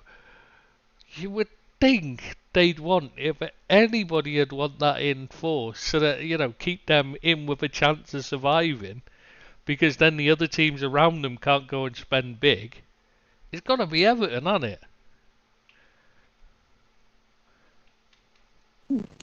It's they they don't even have owners to put the money in. So why would you want to support something that allows teams to put the money in? Like, talk about dropping the axe on your foot. Mm. Yeah, I mean, yeah, I can see why they'd say they don't want it, but even so, they're on the verge of administration, not the PSR rules. They should be more worried about just getting their house in order rather than worrying about PSR rules, shouldn't they? So, Yeah, I but mean, in a way, doesn't PSR just make sure that if you get your house in order, then things will look much better for you, like much exactly. easier for you? It should help, if anything, it's given them a chance of staying in the league by stopping other clubs just going out and spending what they want when they want. They have to stay within their means. That gives them hope, and yet they want to scrap it. I just don't understand it. And like I said, I understand City and Chelsea and Newcastle because they've got backers who'll spend whatever it takes. But yeah, I don't get why. And do you think? Oh, while we're on the subject, City, do you think Pep will still be with them next season? It looks for the campaign 20 for 25. Hmm. I think he will stay, and if he goes, it should be a big hint that City are gonna get some kind of a severe punishment. Yeah, because he ran away from Barcelona the minute trouble was heading their way. I think he would do the same as well because Hmm. he should also be. He's taken a firm stance that they've done nothing wrong. If you get punished, then it means you did do something wrong, doesn't it? Yeah, well, we know they did anyway. Like, it's just it was a complete lie what he said. But yeah, No, he's been adamant that they are yeah, innocent. He's said it many a times. yeah. He said it many a times. He also said it about the UEFA thing, even though they got punished and paid a fine for it. Got found guilty and paid fines. So yeah, so clearly he doesn't seem to care what the truth is. But But maybe he doesn't know what the word innocent actually means. possibly. I mean, they do in Spain. From the Spanish mentality is very much that cheating's only bad if you get caught. It's not cheating that's the problem; it's getting caught that's the bad thing. So, so maybe that's so they haven't been caught yet, so they're still innocent according to him. Maybe that's what he's saying. Except they actually have been caught. They were caught red-handed with those frigging football hacks. That's the thing. And the moment that came out, that everyone, it was proof that came out there, but they couldn't use it in a court, it couldn't be used in a legal sense because it was attained illegally, and that's the only thing that saved them from a lot further punishment from UEFA and from the Premier League. So all of this is ridiculous because they already know they had the proof. They have the proof that they were guilty, and they're just there. All this there, all the denials they can make, whatever. The proof was there. It's good enough to. It would have been good enough to convict in any court of law in the land if it had been obtained legally. The only problem is that the evidence was obtained illegally. That's it. That's the only thing that saved them so far. So yeah, but even so, can you see them stripping them of titles and kicking them out the league? I can't. Well, that won't happen. That is not gonna happen. Yeah, I'm 100% positive what'll happen is a new UAE and UK trade deal will be announced a few months afterwards because they'll have paid off the British government to get them out of the shit. It's what'll happen. It's the way it works. You just bribe someone, don't you? But if you have the money, then Yeah. It's the way the world works. Just grease some palms and you can do whatever the hell you want. So the richer you yeah, are, the more palms you can grease, the more you can do. yeah, Greece the palm, take them to a holiday on one of the islands of the Greece. Just do whatever you want. You Make sure, get all the make sure you. officials working in your league. As an extra top-up bonus, pay them massive wages and take them on basically on short breaks to the UAE every week. You can do things like that when you, I know. When Who, the Man who City was it? now. Was it Michael Oliver? Oh, I think about half the Premier League officials have been working in the UAE League last season. I'm sure that's a serious thing as well. They seriously have about half of them have been working, maybe even more. That's only the ones I know of have been working out there. It's astonishing it's allowed.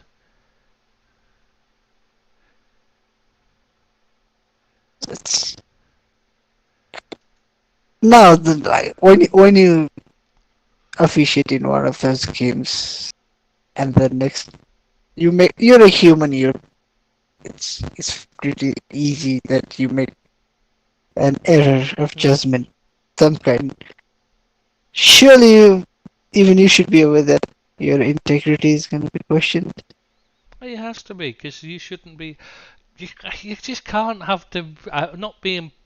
If the league wasn't owned by the same people, that's a totally different thing. They're just over in a foreign country working. If they were over in Albania earning extra coin, I mean, really, I just personally, I'd say they shouldn't be allowed to do that.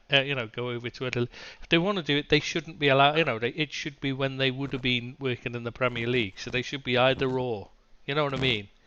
Shouldn't be going midweek off to another country to because it's conflict of interest for me. It's just like, but when you're going to a league where the teams, where the team that you're going to be refereeing later owns the league that you're refereeing in and is paying your wages, it has to be questions about your integrity. Because how can you remain focused on being being honest and truthful when you know that your paymaster's gonna be angry with you if you give a decision against his team? It just makes no sense. You just can't. Even if you find you've got to have, it's got to be a pressure at the back of your mind. It's a bit like all these. They keep giving Manchester, all the Manchester based officials are given the Man City Liverpool game or Man United Liverpool game or Everton Man City or Everton Man United. You can't do that to them. That's just unfair on them, even if they are honest, because you're putting pressure on them immediately, aren't you? I mean, they've got to go home to a to the area where they're and having given it. They're not going to give a decision against City or United when they've got to go home and face United and City fans every day, are they? If it's a this is not. It's got to be it's got to weigh in their mind. They wouldn't be human if it didn't. Not to be very like a very simple point is you make any kind of an error that you had made 2 weeks ago another random game, you get judged differently. Mm. Question marks will be raised, rightfully so, when those things happen. It wouldn't be so bad if it wasn't that the Premier League officials are so bad that it does look like match fixing when you look at the decisions they're making when they've got the help of VAR. I mean, if you didn't have VAR and you're making these decisions that they're making, which are clearly insanely bad, I mean, good process at that Liverpool Spurs game, things like that. You know, when you've got them doing things like that, you're just like, this is embarrassing. They can't be this bad with the help of VAR. They simply can't. There's got to be something underhand going on because no way can they be this bad. Not constantly. Not every game. And it is every game because it's all you end up talking about is VAR and the decisions it's given. So, you know, it's you know, well, it was, when there was no VAR, you didn't have to worry about it because it just the bad decisions. They were, you know, they didn't have time to watch replays and that. They got time to watch replays now. Well, there's no excuse for getting it wrong. Not so blatantly. I mean, that old the handball, the handball in the Arsenal box. Who was it? Did the basketball? Or let me try and pronounce it properly. Oh, yeah. Oh, oh the god, Oedegaard, whatever yeah, it is. yeah, Yeah.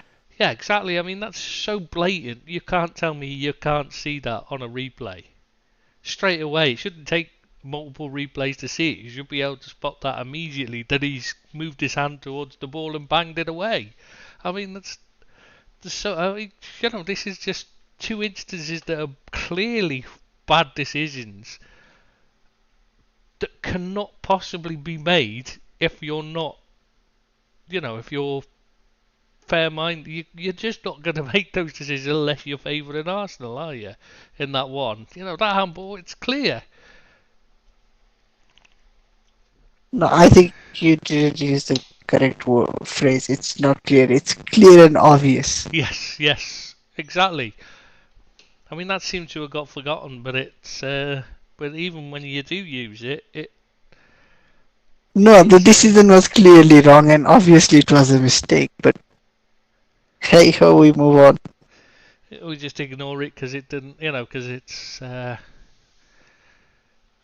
not, you know, they'll give an apology But later, and that's it. Sometimes depends on who you are, obviously, or what it was. that's the issue with VAR. You already know from one of the first couple of replays whether the decision is gonna be changed or not. Mm, And it isn't a case of what you as a viewer are thinking. You already know whether like you already know how the game has been going, how the game is being officiated. true, true. That's a very good point. Yeah, and they clearly Because you can tell. I clearly Yeah. remember remember we were watching the Tottenham Liverpool game together. Like Mm. we were having we were chatting. Both of us we were saying clearly it's onside on the Luis Diaz goal, but we were also both aware that it was going to be given as offside already. Yeah, you knew it. You didn't need Because to. yeah, yeah, you already know when they're starting to check the decision, what decision they ideally want to come round to. Yeah, Not what the correct decision is, not what yeah, you are saying. You already know what they're looking for, yeah. and That's spot on. that is the thing with your vision, your eyesight, everything. You see what you look for. Mm.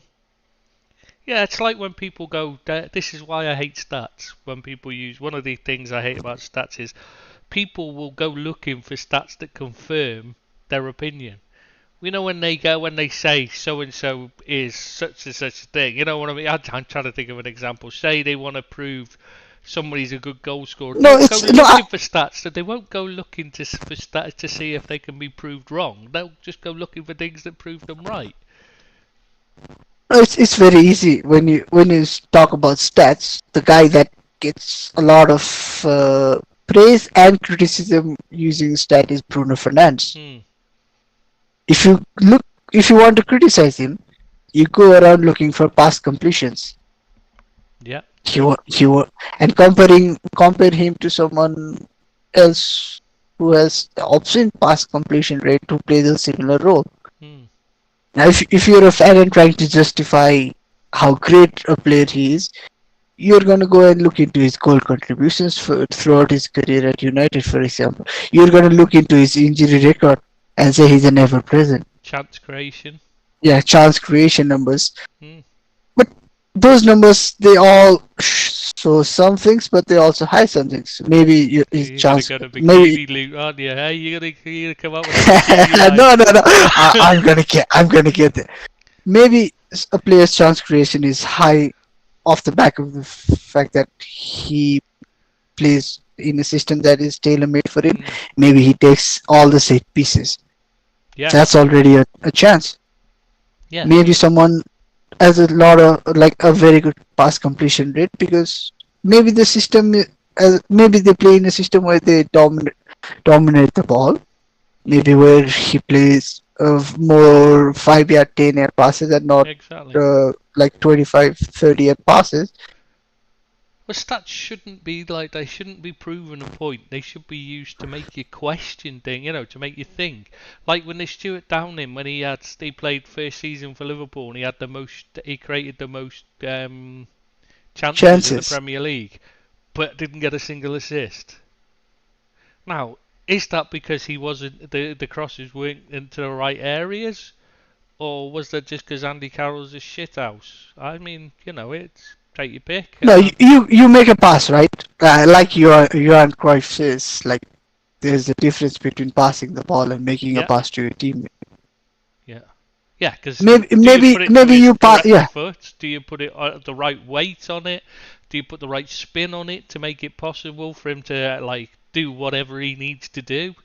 I mean, When you're making a creating a chance, are you playing the pass to the right foot? Are you mm, playing the pass with the right power?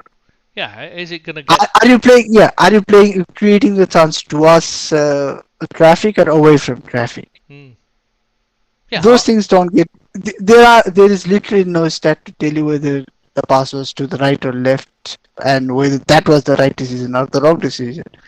and You complete a pass, right? You create a sort. You can create a sort from a pass, mm, well, you look but at was it? Yeah. Well, let's say your striker has back to goal, and a defend. There's a right back from the right side and a centre back right. If the pass forces you to go towards the right back, then you're passing towards the traffic. yeah, yeah. Or there's the wall of defenders in front of you when you receive the pass. Is that a good chance? Not really. That's going to take a bit of quality or luck to get the ball in the back of the net from there. If you've got a wall of defenders, even if you're on the you're in the 6 yard box, but you've got a whole string of defenders in front of you, then that's not really a great chance, is it? Yeah, but the stat is gonna record it as chance. Yeah. Expected goals is gonna Oh, be off don't. the chance. Oh, I hate that one because it's so subjective. It's not objective. It's completely subjective. Completely and utterly subjective because it's only someone's gone back through and said that players just scored from this position and this how many of the chances from this position have ended up in the back of the net, but they don't take into account like all the positions of all the other players because you can't. It's just impossible. exactly. You just said what I was gonna say. Like the only expected goals thing that you can use for is for direct free kicks and penalties.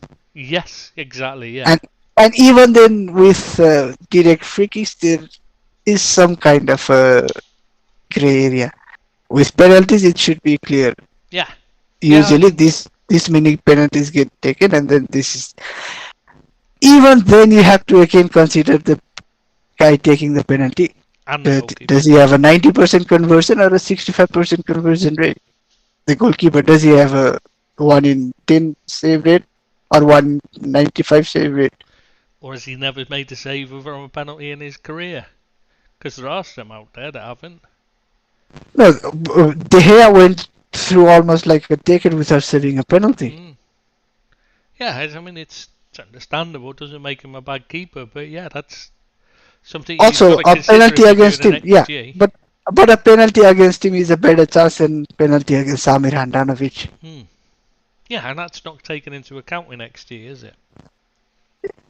Obviously not, No. because it's a numbers stat. There is nothing, no context to that. Hmm. That is why I really like the quote. Stats are like bikinis. Yeah. Who was it that said that? It was just some guy on a podcast that we saw. Yeah, some random With guy in like it's an amazing setup when you have like 5, 6 boys talking about any topic. You come up with these things. God, That is where that I'd is like where to this thank him for kind that of because it's brilliant. that is probably one of the best quotes about anything ever. For those that Very don't, simple, succinct, and everything. Stats are like you need to bikinis. complete the quote. Sorry. Go Yeah. on, give the full quote. What they show is interesting, but what they hide is even more interesting. Yeah. And it's so true because they do hide so much and they don't show anything really. But just enough to make you interested, and that's it. That's all they do. Tease rather than please, aren't they? So, anyway, so what do we think of Man City's actual season as a whole? It wasn't a particularly good one for them, then, are we saying? Considering they won the fourth title in a row, it was a bit of a poor season, really, Damn wasn't it? squid. No, Yeah, isn't that the like phrase you guys use? It's a damn squid. It's much squib, of a mostness for them. squib, not squid. It's like, Damp they squid would were, be yeah, normal. they were. Damp squib is a type of fireworks. When it gets damp, it won't go off. It doesn't go, it just Yeah, fizzles. but that is exactly what happened with this season. Like Hmm. Just fizzled Champions out. League, why the first real trouble they faced, they got knocked out. Well, they League Cup, which used to be their bread and butter every season, they didn't really threaten to win. I know they went to the semi-finals, was it? Still, they didn't look that strong in that competition, which they usually do because of the quality of the squad. hmm. And FA Cup, they lost to their biggest rival, the final. Yeah. It was kind of a bad season for them, despite them winning the title, and to add to it, it's all tainted anyway. Everything they've ever won, so it's it's a bit of a disaster for City at the moment, isn't it? Because all they're doing is with these arguments with the league, is all they're doing is they're making themselves look worse in everybody else's eyes. And but I don't know why they're making these arguments because, for better or worse, City, even with their success, are so inconsequential that even the 115 bridges only get brought up from time to time, and even we don't really care about it Yeah, because it's just not consequential as a club. yeah, nobody gives a shit about. So we know that because like the final day, they've won winning the fourth title in a row, and the numbers, the viewing figures for their celebrations are virtually non-existent. You know, and the celebration, their title parade. I mean, like, well, we all know that like last No, time we they get won the treble, we have they had the somebody listen. was putting up w- pictures of Napoli saying, "Look how excited, look at the celebration of Napoli's title parade." Cities, it was just like three people stood there clapping slightly, and they weren't even enthusiastic, were they? It's like, you know, there was no, no, those three people were Alfie Holland and yeah, the Gallagher brothers. yeah, exactly. but this, I mean, this season, like, I mean, obviously they're overshadowed by Klopp leaving is a big thing. To be fair, well, you know, that was where everyone was watching, and you know, you can understand why. But like, even so, you'd think they'd get a few more for the final day. I mean, but more people were interested in watching not anything other than City. Really, it just wasn't. Who cares? Even when they win, it just doesn't matter, does it? You know. But that is the thing. They win so much. It's almost become I like think it. it's like air. No, you think of their victory as air. You know it is air, but I, you just let it be. I think that the problem is as well that like because everyone thinks, but they cheated to win it. Nobody really cares. You know what I mean? It doesn't feel like an achievement. So the achievement's gone because we all know they've cheated and they've cheated repeatedly That since. means less. We all know that Yeah, that means less. exactly. It just ruins it, doesn't it? It just takes away any achievements. You've got nothing to care about with them. It's not just as expected. It's the way they've done it. It's like getting excited about Lance Armstrong winning all those tours, but at the time knowing that he was cheating. You know what I mean? It's like praising his achievements afterwards, knowing what he'd done. It just, you don't, do you? Because the way he won it ruins any achievement he actually did. And let's be honest, he still had to be a damn fine cyclist to win them. Even with the aid of the pads, like, he still had to be a damn fine cyclist. It wasn't like he was shite. Yeah, you have to be very good. He had to be You have, among the best at the very least. and also like just back to Lance Armstrong. You have to make sure that you don't get into crashes, illness, injuries, Hmm. and you can say you can protect against illness. Maybe Well, the even then, even then, trophies we had. someone can like I've seen because I still do follow cycling a little bit. I've seen people riders crash because a fan was over Yeah. enthusiastic and Well, that happened to Lance Armstrong in one tour, didn't it?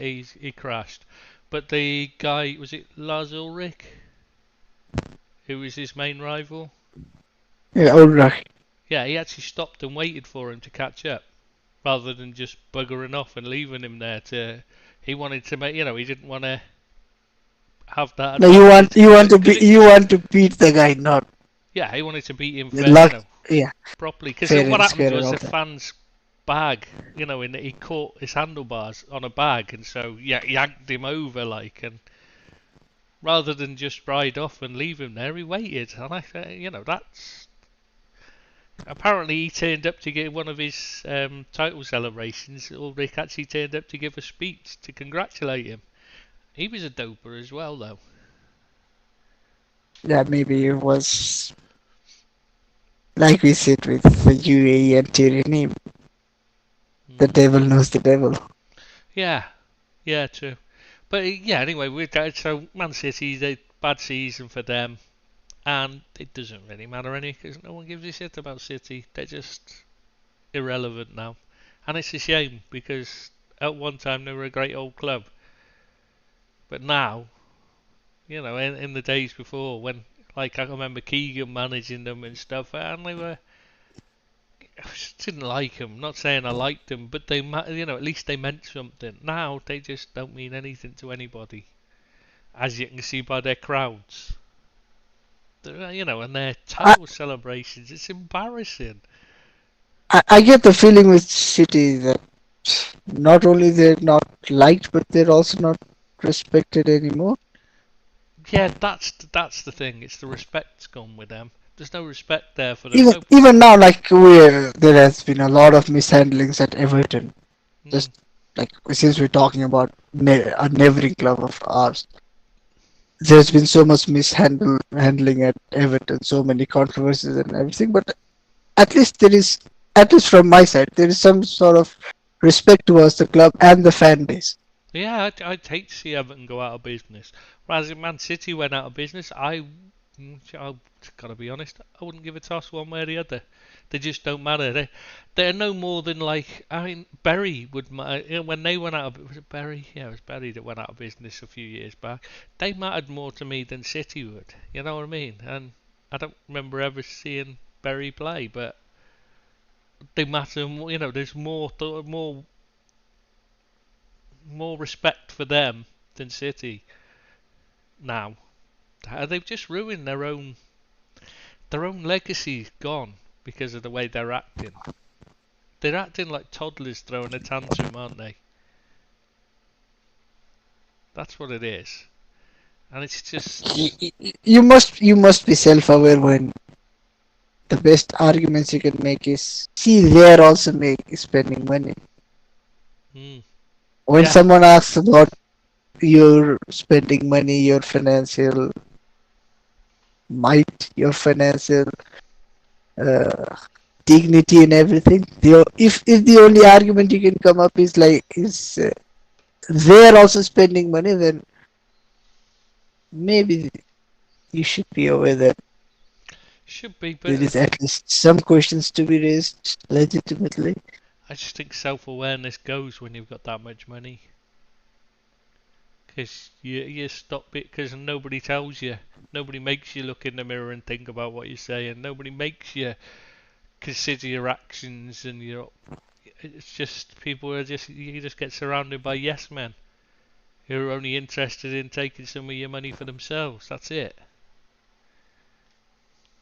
You know, so I know we've been a victim of our success. We've also been a victim of our failure in the past decade or so. That is what I hate the most about this argument. Like people argue Man United have spent money as well, but there have been seasons where our spending has been really, really crippled because of the other deals, mm. success or lack thereof, and everything. With City, you know that all the sponsorship deals are basically tainted. Well, they're going to just shift players around to raise, to put funds in the, and the best players they can get from anywhere else. They'll just shift them around through their other teams anyway. So it's not even What like they're playing is on it a like a level field. dozen other teams now? Something like that, yeah, and it's ridiculous. It's just, I mean, it shouldn't be allowed in the first place. I got a thing, I hate loans in general, and I hate this multiple team ownerships. I think it should be illegal. It's really, really bad for the game because it just allows them to cheat. Uh, you know, uh, Both of them should be stopped. But Man City are the prime example of why, because they literally move players onto City's books just so they can sell them at times. But I remember that Australian guy, Aaron the Moy. bald head, yeah, Aaron, what's his Moy. name? Moy, yeah, and they just moved him there. He was never going to play for City. He wasn't anywhere near good enough. But they knew we could make a few million off him, so they moved him onto their books for a free. Free, yeah, because it was from one of their other teams. So, and then he never played for him. Just went out on loan until somebody bought him. I mean, that's outright cheating to get round the rules, isn't it? And that's what Yeah, they've been the doing. other one is this with Savio or whatever the Brazilian winger's Hmm. name is. Signed by one of the sister clubs, loaned to another of the sister club. Now that he's developed into a, a more complete player than he was before, City are gonna sign him, but the team that actually did on paper buy him haven't had even a single minute of him on the pitch. No, it's ridiculous.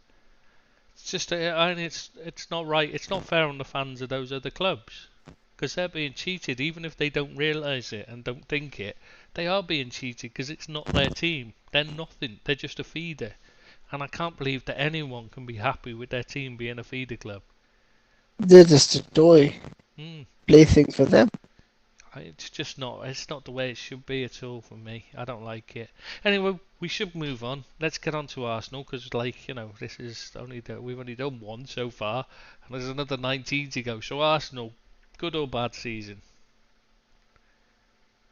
The end makes it a bit leaves a sour taste in your mouth because Yeah, ultimately you have nothing to show for it. it feels like they've been robbed really because obviously City how they've won their title again. But on the other hand, you've got to say with the money they spent, is Arteta, the luckiest manager in existence to get over 100 million to spend every summer? 200 million, sorry, isn't it? Every season, I mean. and yet still get nothing to show for it, really. And also, if you're if you have a vested interest in Arsenal, either ways, as a supporter or a hater, you see them basically put all their eggs in the league basket Mm, because they were decent in Champions League, but they were not amazing. They didn't play amazingly well. Maybe it is a case of not having enough experience in the competition, neither as the manager with Arteta, or sadly not as player with Arteta as well. But that would just be a hit below the belt.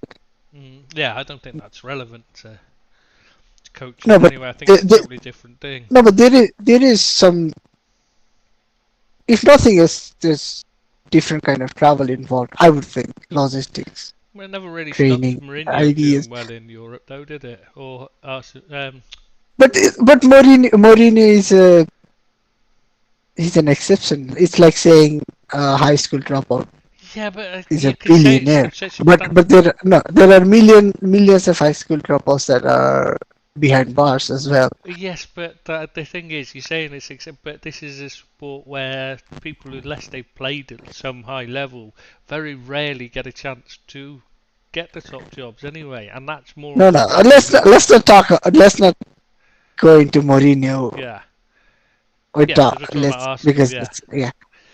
Maybe it's a case of lack of experience in all facets of the squad. As a Mm, team, they have a lot of very good young players, but if nothing else, it's about playing 2 weeks, like 2 games a week for basically 90% of the season, and expecting to win. Maybe it takes a toll mentally as well as physically, but after a certain point, it seemed like they were putting all their eggs in the Premier League basket and came out empty-handed. So, can you call this a successful season? I don't know. I mean, there's been like a big argument over who had the better season, Man United and Arsenal, and it's such a difficult one to say because at the end of the day, you don't play to come second, do you? You play to win trophies. The only reason I will say Arsenal had a better season is because they're gonna get Champions League football next season. They're gonna get Champions League Yeah, but money next season. unless they win it, it's not a No, bet. it's also about no, but as a club, it's also about the Yeah, but business side of the club. If nothing else, the PSR rule, like yeah, profit and but sustainability, winning a it trophy affects your ability.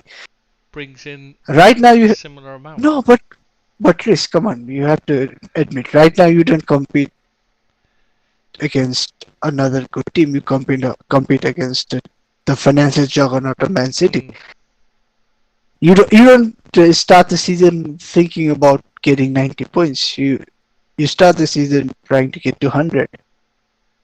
There are many seasons where getting 90 points was not even necessary to seal the league. mm. Well, I mean, Liverpool lost, came second on 97. Remember?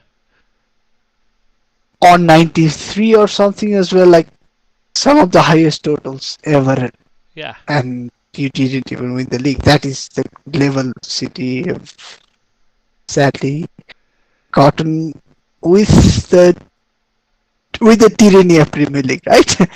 That's But the yeah, thing. despite the tyranny of democracy, they seem to be doing all right, don't they? It's amazing, really. Even though everyone's biased against them, they're still winning every year. It's strange, isn't it? How that happens. How can you say getting the second highest ever total in your club's history in a 38 league season is a bad season, but then again you ended empty-handed? It's such a hard one to take for Arsenal, and it's going to be. It could be difficult for them to lift themselves after this. It can go to one, it could go either way. It could either be a driving force for them to go on and do better, or it can completely destroy them and they just demoralise and they don't, they struggle to reach the same levels again. It'd be interesting to see how it goes for Arsenal. I'd expect it to be a driving force because they're young players, but But you only need a couple of bad yeah, that's uh, games at the start of next season. exactly what I was And gonna my say. and my point with Or Champions League injuries. was you get more money, okay? You get more money, you can buy more expensive players to try and compete with City. Just for completion of my previous point. Mm. But they seemed to spend the money anyway, even when they didn't have Champions League. I don't think didn't seem to bother them, did it? It seems Manchester United are the only top club who has sponsorship deals that relies on getting Champions League football Mm. because we get a lot of money when we get there. We get a lot less money when we don't get there, especially when we don't get there 2 seasons in a row. Mm. Oh, it does make a difference, but if you win a trophy, it also brings in a lot more. You get, apart from the merchandise, and it increases, but you also bring in you increase your fan base more than you do by coming second in the league. Is what I was No, saying. So it kind of no, equals out long I would agree term. with that. I It would agree equals with out. that, but It's a my personal opinion, which I shared with you much before, or like way before the FA Cup final, and we actually winning the as an underdog. Maybe the system needs a bit of a revamp. Maybe winning the FA Cup should get you the Champions League as well. That definitely. brings more prestige back to the domestic cup. That was the point of the discussion. Yeah, 100% agree with that. Has to, because it's ridiculous And the I way know, they. I know, I know the argument is gonna be, oh, Coventry made it to the semi-final. What if they'd won? Coventry What wouldn't if? wouldn't even compete if Champions League position was the prize for winning it. Yeah, because every team would put out their best team all the way through. Could you Yeah, imagine? because because Newcastle would make sure they would go all out. Yeah, Liverpool would make sure they would go all out. Spurs would make sure they would go all out. Villa, Chelsea, United, West Ham. I mean, everybody in the Premier League would be in, fully in. Even the teams that are likely to get relegated, they're going to go full in because you just never know, do you, in the cup? You're gonna go all in because it's worth it. You know, the reward of a Champions League place is worth it. You've got to go for it, haven't you? You will go for it if you're battling for fourth, which Manchester United were pretty much all the season, like whole of the season, Hmm. because that was the best we could realistically finish after what 5 games in. We already knew that was gonna be our glass ceiling. Maybe we are the wrong I maybe we are the wrong team to win like used because we did win the FA Cup. If Hmm. like if Newcastle after about 10 games of the season you already knew you were not gonna finish any higher than fourth at best because of injury, number of games, quality of squad, everything, right? Yeah, Would you not then like go like you said go all out for FA Cup? you'd have to, wouldn't you? You'd have to be crazy not to. The only teams that would that are at their top three running clear and running away with it at the top again. And even then you would want to win a trophy anyways. Yeah, yeah, exactly. And the prestige is there, the prize money's there, and it's a guaranteed Champions League place. You know, as well. So even if you have a bit of a disaster at the end of the season, well, you're still in it. You know what I mean? And And also it fits the name a little better. I would think you were the champions yeah, of the domestic cup. yeah, I think so. I've always thought I don't understand the point in the going to fourth place rather than an FA Cup winner. It makes no sense to me. You should surely want trophy winners in. At least it gives it a bit of respect back. I would anyway.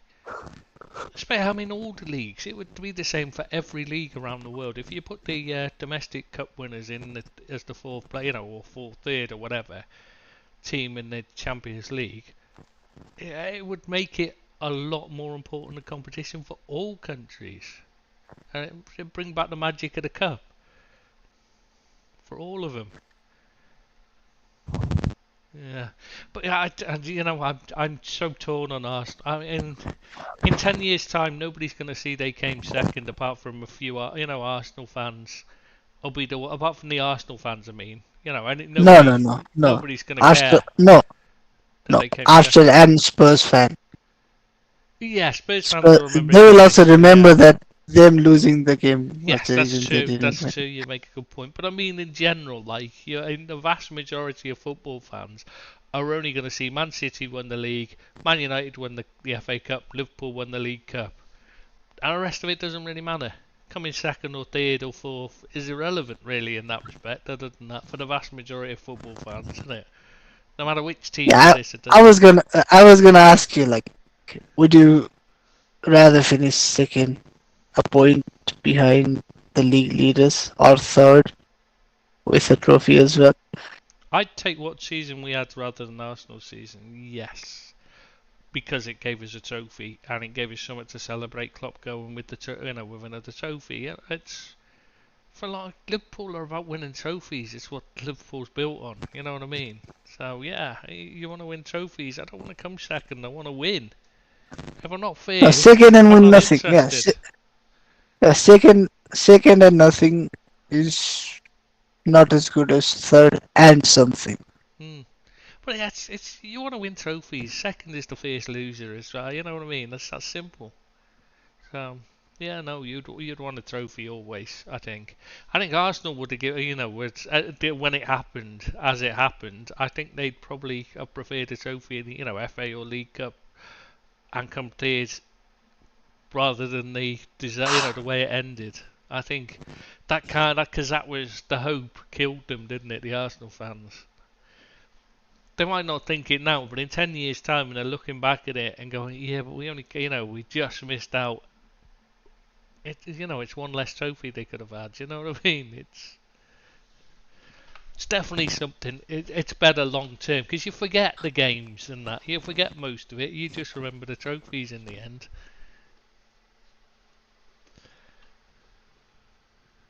Anyway, It, yeah.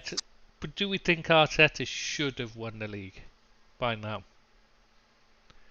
Do you? no, because the competition is Man City. Mm. I think that's all that's saving Arteta. If he'd have come second to anybody else, if say Liverpool had won that, I'd say you'd have to be asking questions of him. But It isn't it like coming second is almost the same. Coming second to this city is almost the same as winning the league. yeah, you can't complain at coming second against City, can you? Let's be honest, you just can't. It doesn't matter. It's not a bad, yeah, it's not a failure. Let's Yeah, put it that way. because you can't really do I anything when it's them. you run Pep Guardiola and Man City close in the league means you were doing a more than a passable job. Yeah, you're doing about as well as can be expected, I would say.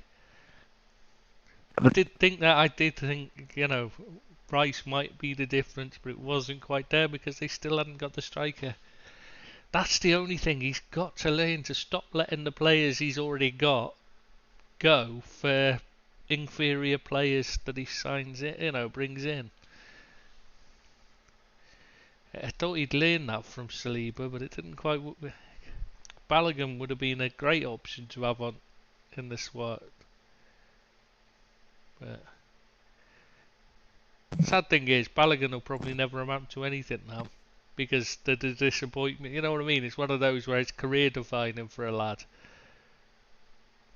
When you play that well, and then your team still discards but you. also Yeah, but no, I mean also when it's made on loan. he missed like what 4 penalties in a row. Mm, That must sting as well, man. Whenever you bring up his name, that is the first thing that I remember him is like 4 penalties in a row. who's that? Following Balogun Oh for right, yeah, Monaco sorry, yeah. this season. Yeah, he's not been the same this season, but like this. That's what I'm saying.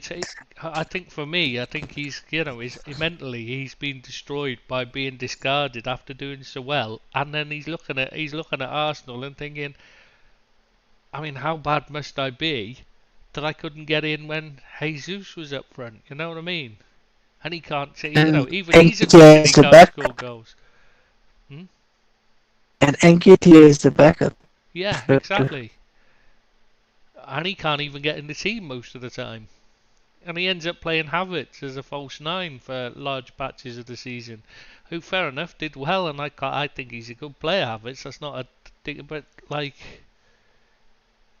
when you want an out-and-out goal scorer at times, and Balogun was the option, and they just discarded him. I think that is for me. That's probably a big part of why they didn't win, because they just didn't have that goal scorer. He was flying at speed. Can they improve the team enough to If they buy the right get like striker, another? Can they buy the right player?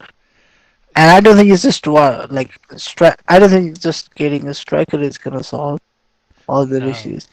No, they do need a bit more strength and depth, and they need a left winger of quality They left need a winger. mid. Either Martinelli has to amount to what Arsenal fans have always been saying he is. No, he's not. He's not a good player. He's not a great player at all, by any stretch of the imagination. Vastly overrated. I think they need another midfielders. They need to make a decision on Rice whether he's gonna be their defensive midfielder or their box to box midfielder, and then Mm. sign a player according to that. Yeah, They also need someone to play left back or yes, whatever yeah. with you set position. Maybe it could be Julian Timber. Who knows? He got injured Well, that was what he first was game to of the start with, season. wasn't he? Yeah. But Yeah, yeah, he got injured first game of the season and then came back like at the like was yeah, it like the last couple of games or however many yeah. games it was. But I'm not convinced by him playing there myself. But they do need. I mean, Partey's coming to the end of his career. Definitely. I mean, he's picked up. He has far too many injury spells anyway. So you need to look for someone to replace him. Now, do you replace him by moving Rice back and putting someone ahead of him, buying someone to play ahead of him, or do you replace him by a direct replacement? But you need a long-term replacement for him for definite, as well as a striker and a left winger. And I And think also Havertz can play. you have to also remember, can you like you have to also consider, can you expect Saliba and Gabriel to be as good next season? Will White be as good next season? They don't have to turn into bad players overnight, but maybe just like 1% off from any of those players is just gonna affect the defense too much. Is like maybe if Ramsdale gets sold, is Raya gonna get more comfortable with his spot and lose that focus, yeah. 1%? It's fine margins, basically, isn't it? Yeah, you can't see that. You just can't. The only thing that I think is it all comes down to me. All comes down to whether Pep stays or not. And I'm not sure which is the best result for City. Honestly, if he stays and it's like Klopp's, like with the Klopp thing where it just he took last two seasons Liverpool haven't really been okay. I know they challenged this season, but they were very poor. And it's astonishing that they were in the mix at any point, and they were top of the table for long periods when they were playing No, absolutely longest. atrocious football. Yeah, so I mean they were awful this season. It got to be said. I mean I love the club, but they were playing so bad, so terrible football, so bad defensively, and somehow they were up there. That could happen if Guardiola takes his eye off the ball there. If he's not at his focus, so they could be just as bad if he stays. I think they might be better off if he goes and a new man comes in with fresh ideas. But obviously they get the wrong man in. If they go for someone like a Company or a Maresca, they could be another. They could fall apart a bit, and it could take them a while to recover. But yeah, so I think it comes down to. I think that's more of an issue than what Arsenal do, to be honest, as to whether Arsenal or somebody else wins the league next season. rather than City. I mean, because I think it comes down to what City do is the issue rather than because at the end of the day they're so far ahead in terms of the money they got to spend and the quality of the squad that it's hard to I say. was so close. I was so close to asking you who can City bring in to replace Pep Guardiola if he leaves this Mm. summer. Then my brain just shouted to me, Roberto De Zerbi doesn't have a job. Oh, wouldn't that be beautiful? Wouldn't that be beautiful? If anyone could destroy what Pep Guardiola's built, I think he could do it in. Might take him a And couple of not even get years. the blame. No, He won't even get the blame. no, the media would say it was something else. Blame it on something else. Always. Doesn't matter how bad he was. I mean, even when he got sacked from Brighton, it's nobody's actually mentioned that he got the boot because they were so bad. It was all he left by mutual consent because he wanted a different job. No, mate, you were getting the fucking boot. That's why you're gone. You were a disaster at the end of the season. Even though the fans were chanting, "We want you to stay," and I'm thinking, you lot fucking morons. What's wrong with you? The guy's destroying your club. I think it's just because Speaking of which, they who didn't are want. Brighton gonna get in? Oh, don't know. They haven't appointed anyone yet, have they? Yeah. We'll talk about that when we get there, though, mate. When we get down to Brighton, we'll move on from Arsenal to Liverpool. Get through this because we Liverpool good season. No, can't say that's a good season. Yeah, won a trophy. Farewell to Klopp as well. So it's a heartbreaking season for Liverpool fans, and that really did. But I mean, most of the games they were awful. The only games where they actually looked good was when they were hit with injuries. They were playing some good football because they were actually going back to Klopp's way. Because all those kids coming up from the academy, that were playing, they were still playing with that high intensity game. They weren't playing Linda's ball. They were playing the Klopp way. The way he'd instituted into the whole club, and it was so nice to Again, watch. But uh, the way we played, I mean, how many times do you have to concede the first goal before somebody says this isn't working and we need to look at why it's happening? I mean, I've seen do you know what? There's been so many videos since with Linders is on forefront of everything. Talking. He's always saying maybe next time I'll come back as a fan or something like that, and all these kind of things. And you just think, oh, shut up, you fucking div. I really just, he seems like a very likable guy as in away from it, but he's an egotistical prick when it comes to coaching. He really thinks he knows everything, and everything he did's brilliant, and he's not. He's shit at what he did for the coaching. He was fine, but once he stepped out of that coaching and started trying to, having an input into tactics, Liverpool have been getting gradually worse and worse and worse with his input. And I don't understand how Klopp could not see it. That's the only good thing. Well, not the only good thing. I'm sure there's others, but that's the good thing about Klopp hey, going is he's taking Linders with him. Good riddance. And I don't mean that. That's not meant to be that's anybody. I just don't think he was doing a good. He wasn't helping the team succeed. He was hindering it. And the tactics just make no sense. How do you not? If you conceded that many first goals, surely you've got to think there's something wrong with this. Constantly they were having to revert back to the old style. High intensity, high pressing football to win games. I mean, oh. And the thing he said, he's doing this. He's giving these talks about how his brilliance has sorted this, come up with this idea of the inverted fullback to maintain control of the ball. Except Liverpool had no fucking control of the ball. That's why they kept losing goals all the fucking time. I mean, how are you so stupid that you can't see this? And how are people on these podcasts that he's on that he's guesting on and that, where he's telling them all about his great knowledge of football. How are none of these questioning him and saying, but your tactics was shite, mate? You know what I mean? You cost us goal after goal after goal with these stupid ideas of yours. Why is nobody saying that to him? And how the fuck has he got the job at Red Bull Salzburg? It's just insane. Can you not? You can't hear me? I can't hear you. You've gone off.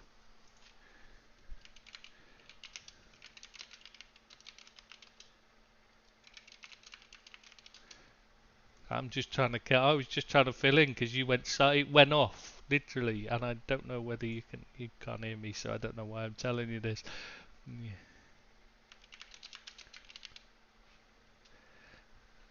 Yeah, sorry anyway for those listening. Yeah, I got a rant about Linders, and it's. You know what?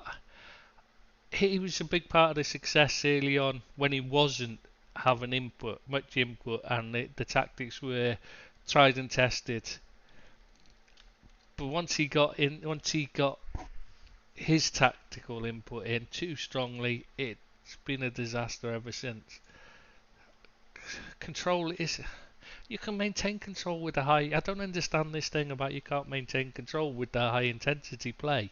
You don't have to be high intensity constantly. You don't have to put an extra body in the midfield to maintain control. You can maintain control just by keeping hold of the ball better. That's all you need to do, and you can do that by going outside. You gotta go out wide and take on your man and you can just keep the ball is all you need to do. If that's all your intention is to keep control rather than actually play football and win games. He's gone. Sorry, Seamus has gone off. He's doing this. He's as usual. He's found a way to break everything. How? Don't know how.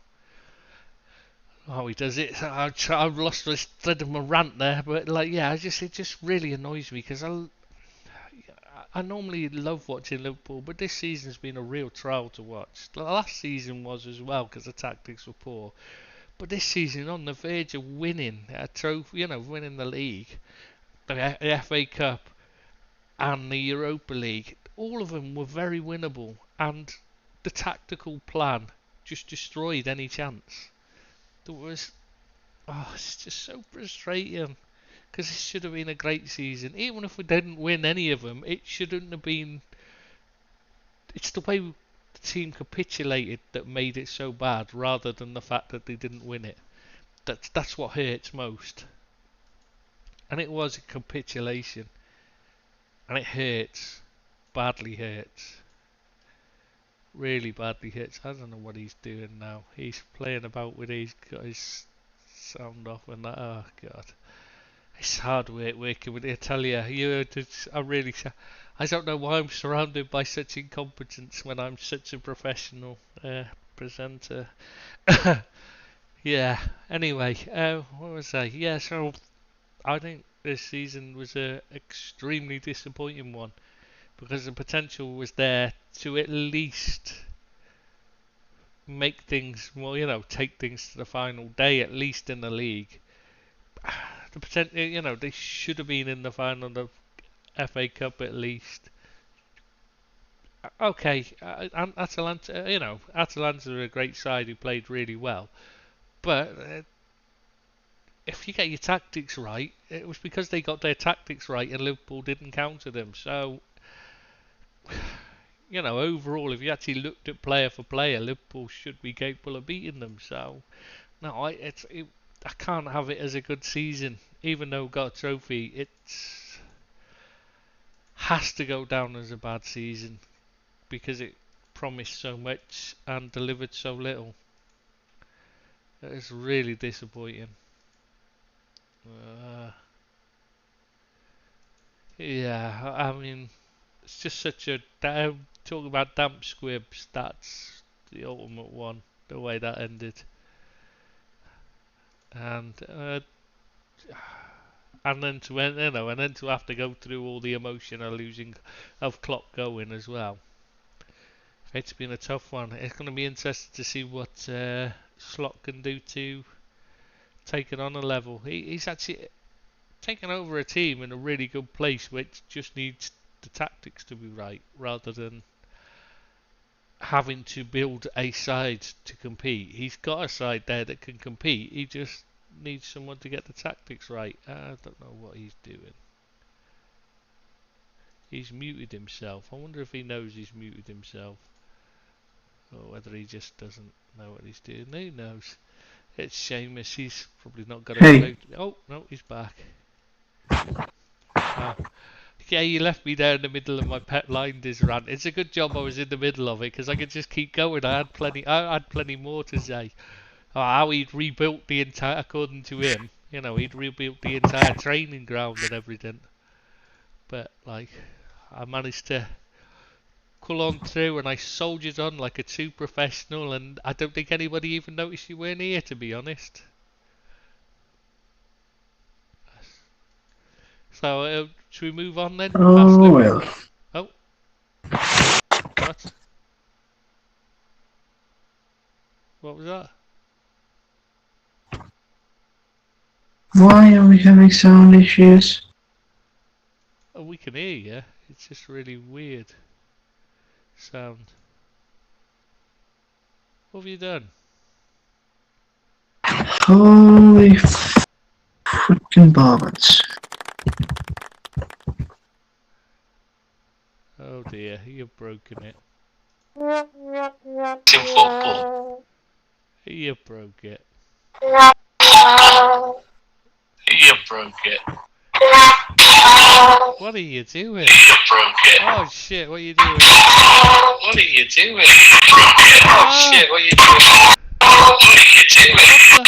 Oh, yeah. Why am I getting that repeat? Oh god, what's going on? Yeah, getting that repeat.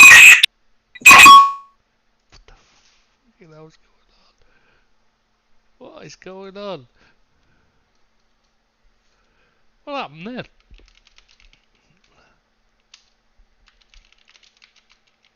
That was really weird. Sorry, everyone. That was really weird. Oh, now he's repeating it. Sorry, everyone. That was really weird. Oh, now he's repeating it. Are you on your speakers? So you can hear me, but I cannot hear you. Oh shit. Are you on your shit. speakers? So you can hear me, but I cannot hear you. Oh Jesus, Seamus, what are you doing, lad? Never work with kids. Just as they say, never work with kids and animals. Unfortunately, I've got to work with someone who's both. I don't think he can hear me. That's unfortunate. It's no fun taking the piss out of him if he's not listening, is it?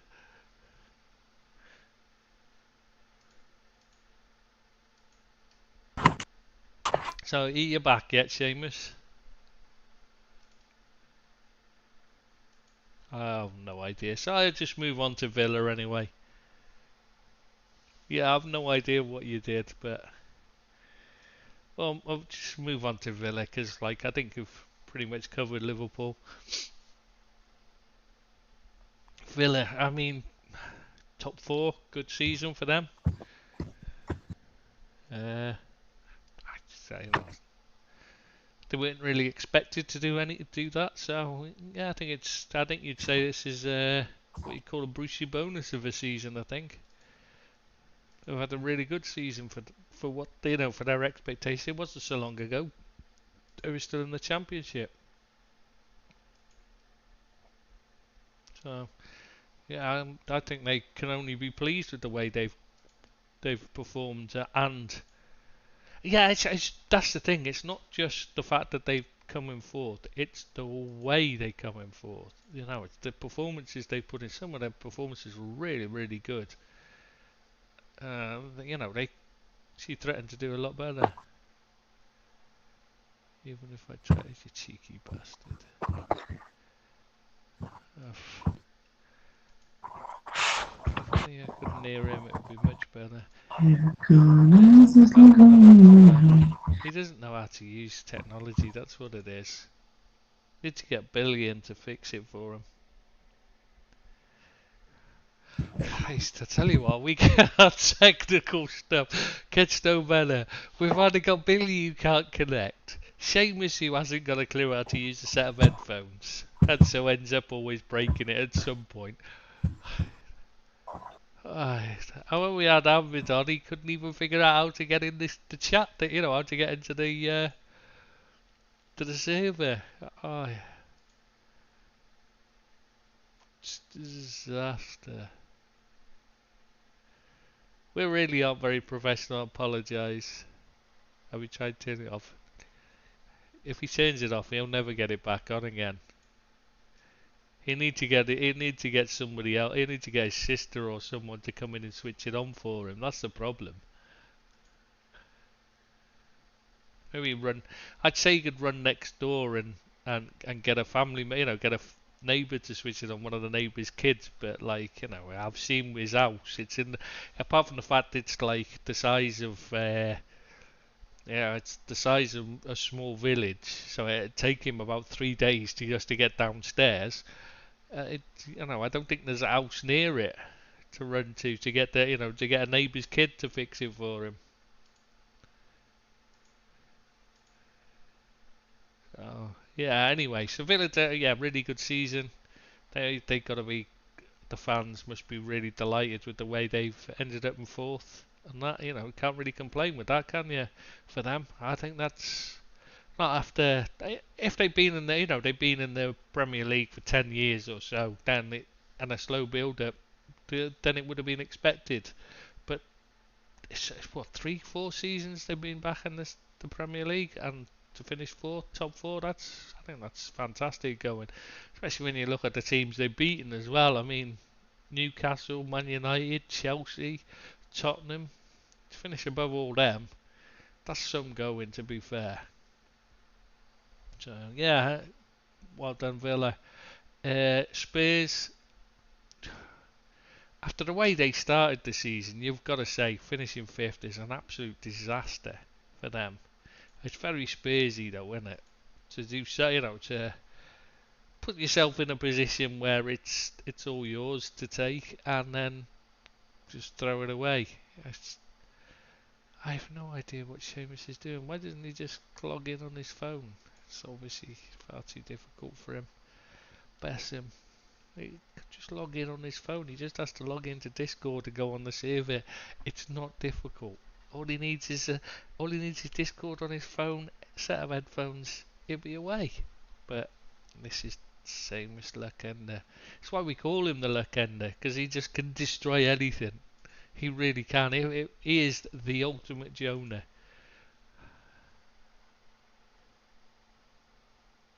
Yeah, that's true. That's very true, Stephen. The season review of a team in one word, Spurs. You just have to say Spurs. That's right. They're just so Spursy. It's always the same. Promises so much and delivers so little every single year. If ever a team can throw away a great position, it's Spurs. You just know. I mean, Ferguson had it right when he said to him, "It's Spurs, lads," to his team. Oh my God! Now my headphone battery's dying. So we're gonna have a break for a few seconds while I change my headphones battery over. Apologies, this is really going well. Let's talk about bad timing. Right, I'll be back in 3 seconds.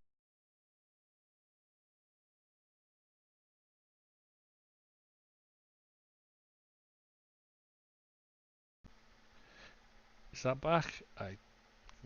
Is that back? Right, am I back now? I think so. Let me check. Can't tell from here. The sound, yeah, it's going up. So yeah, where were we? Yes, Spurs. They're just Spurs. Always the same. You can't. You can rely on them to be unreliable, completely unreliable, and fail just when you expect them to fail. And the embarrassing thing is the way their fans were so delighted to lose to City to stop Arsenal winning is just. I mean, Postecoglou's reaction to that, where he's telling his players to go forward and the crowd aren't happy with him, it's just astonishing. I've never seen a home crowd so intent on their team losing before. I've just yeah, so it's it's just amazing. And it's little wonder they're never going to be in a position to challenge, or at least not within near sight future anyway, because the attitude of the fans is all wrong. They'd rather lose than win if it means Arsenal get something. I just, they hate Arsenal more than they love their own team, and that's quite disturbing. So now their season was at best shit. It's a disaster, especially after the way they started. Postecoglou's, he's going to have a difficult job there to really take them any further, to be honest. I think top four is about as high as he's got a chance of getting them there.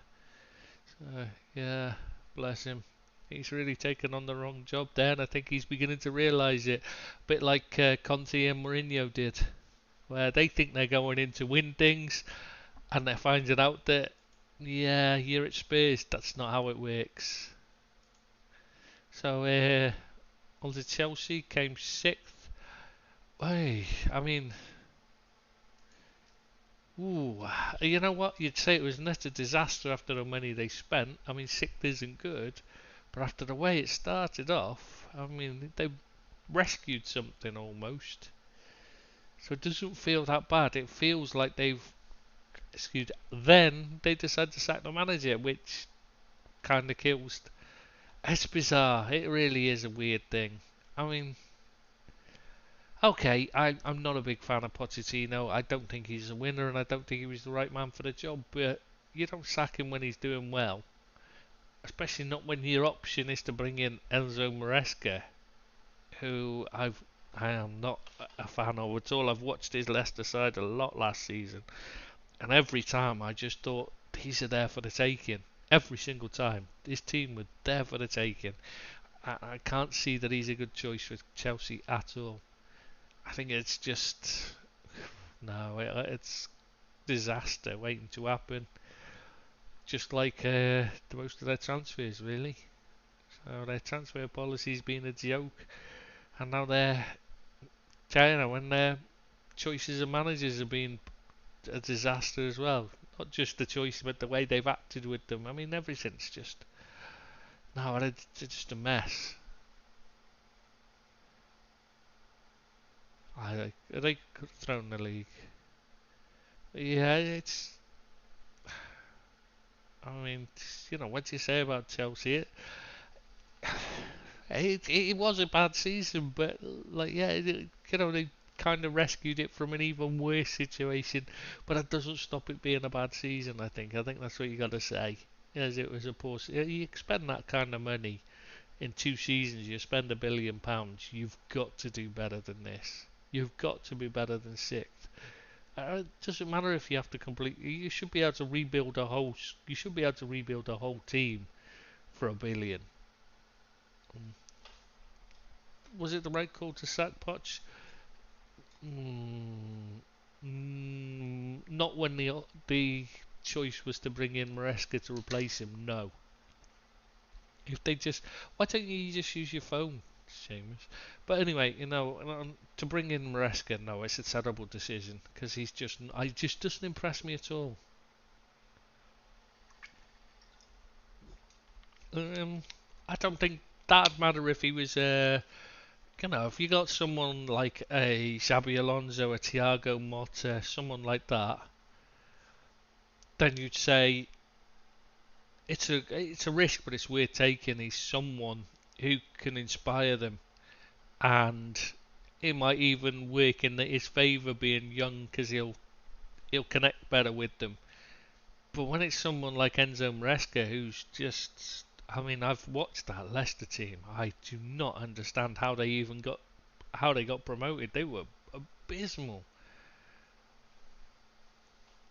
Yeah, true. Yeah, he isn't a risk compared to Maresca, but it's just, Maresca's, no, it's the wrong choice because they brought in Maresca to replace him. That's why it's the wrong call to sack him. To be honest, the way they would go with, I just think you can't reward our manager turning things around and getting them back on an even keel by then sacking him straight afterwards. It just seems a very. It sends out the wrong message, I think, as well to the players. You get there, you're doing well, you're performing well, but we're going to sack the manager anyway. It's very confusing, isn't it? So no, I don't think it was the right call. So, not that I'm a fan of Pochettino. I just think you don't sack him when he's finally doing well, you know. So, move on to Newcastle. Their season was appalling. I know they had a lot of injuries, but I mean, you spend that again. They've got the money to spend. There's no excuse for it. There's absolutely no excuse for the way they've performed. They've been really poor.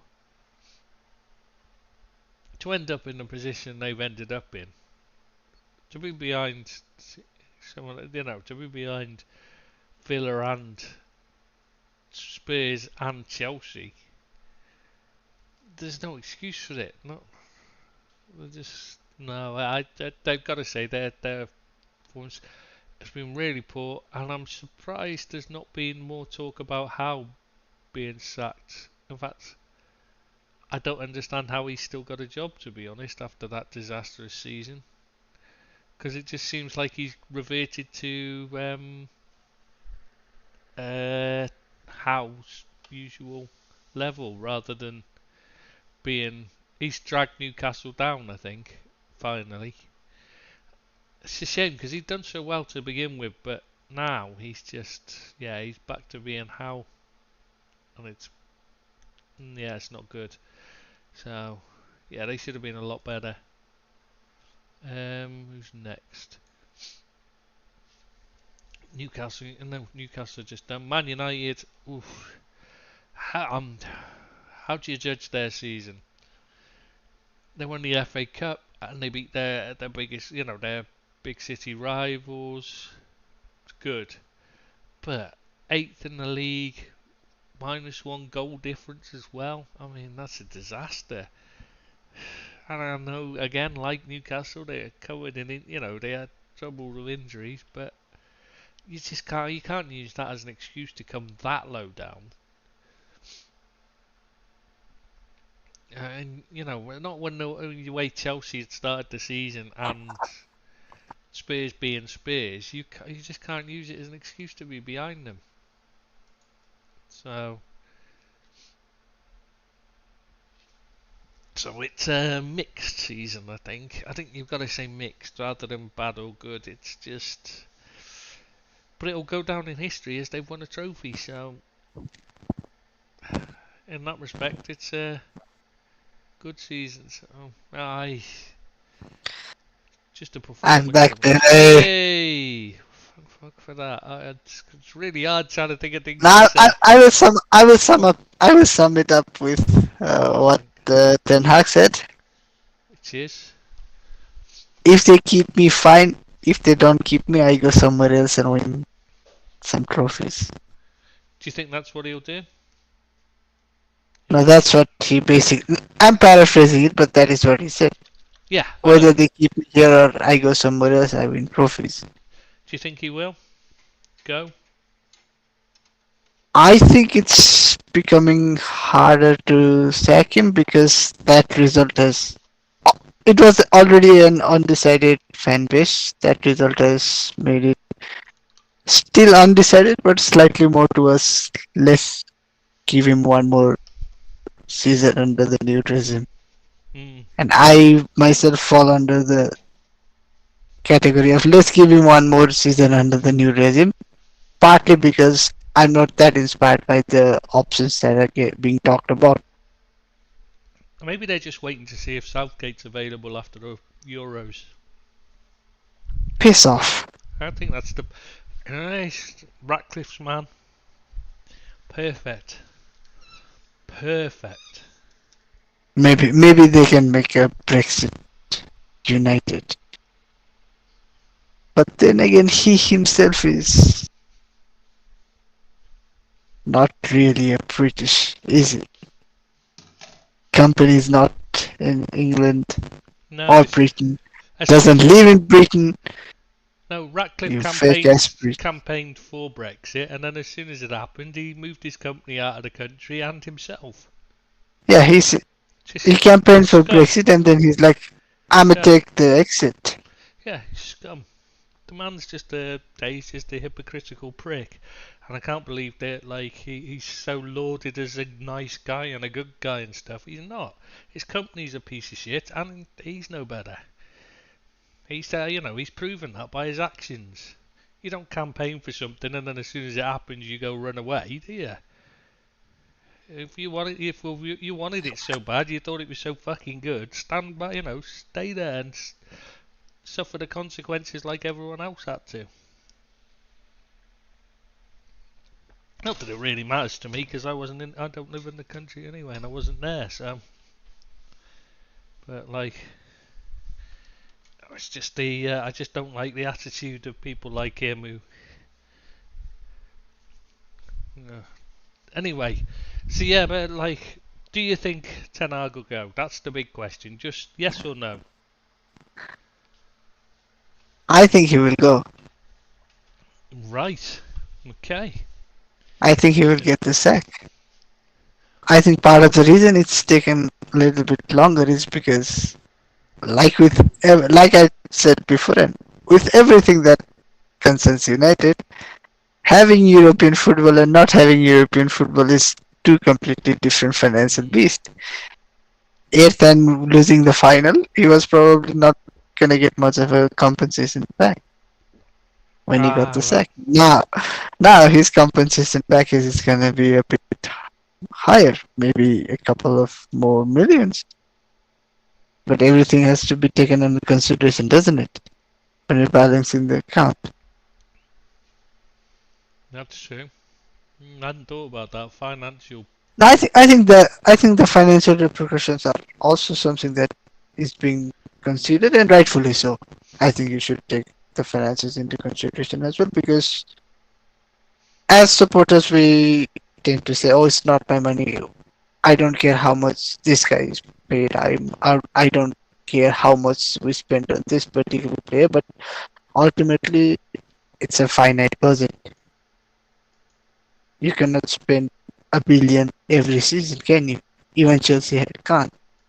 Even after selling the hotels and probably now they're next up gonna sell Stamford Bridge to Blueco as well. But even with the loopholes, there is a certain limitations, isn't there? Hmm. Yeah, you have to manage. Uh, keep within limitations as you should do. There shouldn't be none of this. No, there should be some sensible spending when you are spending. Yeah, yeah. You've got to think about the repercussions. But whether that should decide whether you keep a manager or not is another matter, I suppose. But that's like I said, that is the issue. It's not clear and obvious that he is the only problem or he was the only issue last season. I think for me, I think if I was deciding, the thing I would go on is that you're changing everything else. You need to keep some some stability at the club. You can't have everything changing, or it just it's impossible to get just recover. I mean, you only got to look at the way Chelsea, when it's all fallen apart, everything changed because everything's gone. They've just ended up in a shambles, and it's impossible to recover from. And they tried to fix it by just throwing money at it, and it hasn't worked because it just doesn't work. You need to have succession plans in place to change things like that, and because of you're in like them, you've had a takeover, sort of. I know it's only a part takeover, but you've got a completely different set of people running the club. They need time to get settled in and find their feet. I think you keep him more. In my opinion, you keep him more because he's just a steady hand to give you time to have a look and assess who you bring in to replace him anyway. And whether you want to give him time to Give yourself time to get settled in and find your feet in all the other roles. You know what I mean? Or the technical director roles, and the get your recruitment in place, and then you worry about changing the manager. I think. I think if we change the manager right now, one more thing we have to consider, we have to maybe learn from this Chelsea situation is, what if the next guy has a bit of a stumble as well Mm, because of all the upheaval that is happening right now? exactly. Yeah, because Potter, I didn't turn into a bad manager overnight. He just wasn't given a chance to bed in. He was in, and he was. They Maybe said they were going to back him, and then they booted him anyway. maybe Graham Potter isn't as good as we thought he is. Yeah, maybe he just maybe No, stuck up with it the could be. egos Maybe kind of thing. there are certain, yeah, there are certain limitations. Maybe he just is incapable of first having a very good first season, Yeah, and that he's is what you need. If you want to be managing the top teams, you need to have a very good first season as well. yeah he's never been good. He's never been a straight off the bat. It get his team performing brilliantly from the start and getting results immediately anywhere he's been. So maybe that's the problem. Maybe if he'd been a big and he'd had more success at the next level up, maybe he'd have got more time. But he just wasn't getting it at Chelsea, so it's the wrong choice. If they'd willing to back him, there might have been all. But like they've shown again this season, they're not willing to back a manager. They're not willing to give him time. Doesn't matter what they do. Unless the success is there immediately, that he's going to go, and that's why they're probably going to be lucky to get anything like the trophies they're spending should bring them. Anyway, yeah, Man United. I'm with you. I think he should get another year, but I also think he'll probably go. I think if he hadn't won the league, I'm with you again. I think he'd have league, the FA Cup. I mean, if he hadn't won that, I think he'd have been out the door immediately. But because of that, it's kind of like made it a difficult decision rather than an easy one. Okay, Who would you replace him with? what? Oh, the sound's gone again. Oh, I didn't realise you'd gone off. I was just talking because you'd gone quiet. Shit. Okay. Can I think you can hear me now? Okay. Yeah. There you. And sadly, I can hear you too. You've The got a sacrifices I make for you dulcet people, tone of the my voice. couple of people I put up with this. Yeah, both the listeners appreciate it. Go on. So who would you replace him with if you did have to replace him? I guess Pochettino. Yeah, Really? we're being real. Yeah, we're being realistic, aren't we? Okay. But even in an ideal scenario, I cannot come up with a realistic ideal name because I don't. To be fair, I don't think Alonso is the solution, anyways. But he's not realistic for us. No, he's not going to move to. He's not going to move anywhere this season. And Not just this season, obviously, even next season. No, even next season, yeah, I I don't think think he'd go to the Man most likely destination for him is Real Madrid. But even if it is not, and he ends up somewhere else, I don't think, at least for the next half a decade, Alonso is not gonna even consider becoming Manchester United manager. Maybe his career takes different turns, and then things can change. People can change. Maybe he becomes a bit of a journeyman. Maybe we become more of a project club, a rebuild. Yeah, I don't see him But as for that now, type. He's not the type to go. I think he can go to Bayern Munich, he can go to Liverpool, and he can go to Real Madrid or Barcelona. yeah. There's plenty of options for him. He could go back to Sociedad. So no, I'm saying maybe after some 5-10 years, and maybe he isn't as good as we think he is, and this was just one like flash in the pan, one season wonder season. But even then, I don't think, like you pointed out, if he has to rebuild his career, he has other options. If he has if he's gonna be the next great thing, then he has other great options. Yeah, what I'm thinking is if he's good enough to be the right choice for Man United where they need to be, then he's Then not. his career has been. No, I mean if he's because if he's if he's having to rebuild his career, then he's not going to be in the right place for United. United shouldn't be looking at him anyway if he's struggling to, he's not performing as well as expected because they're too big a club to be looking at a failing manager. So it Yeah, shouldn't be but discussed 5 years, anyway. 10 years is too. 5 years, Mm. 10 years is long time in Yeah. football. Yeah, but I'm just saying, if he's in a failing period, he's not the right choice for Man United anyway. They should be looking at managers, headhunting the best, not the ones that are struggling. Um, and I No, think, there will be even if it turns out to be not great and a bit much of a buzz, there will be another next best thing mm, to try, like yeah, to risk to take a risk on. but the next I best think we're thing, both. I think we're both trying to say the same thing, that he's not realistically ever gonna be no, because Manchester United manager. especially as he's played for Liverpool and he's a fan of Liverpool, he said it himself. I don't think he's going to take that option because it's just, it's a bit like Klopp always saying he wouldn't go to Bayern Munich because he'd been at Yeah, like Dortmund. who would I want to be our next manager? Obviously, there's a German guy who has history of turning half decent club into a very good club, who can win things, who can compete with Guardiola. But it's never gonna happen with your own club. So Yeah, why mention him, right? yeah, that's what I mean. I think you can just rule Alonso out because I just don't see him ever ending up at Man United. The only reason he'd be considering it, I'm saying, is he'd be in a position where he wouldn't be a choice of Man United.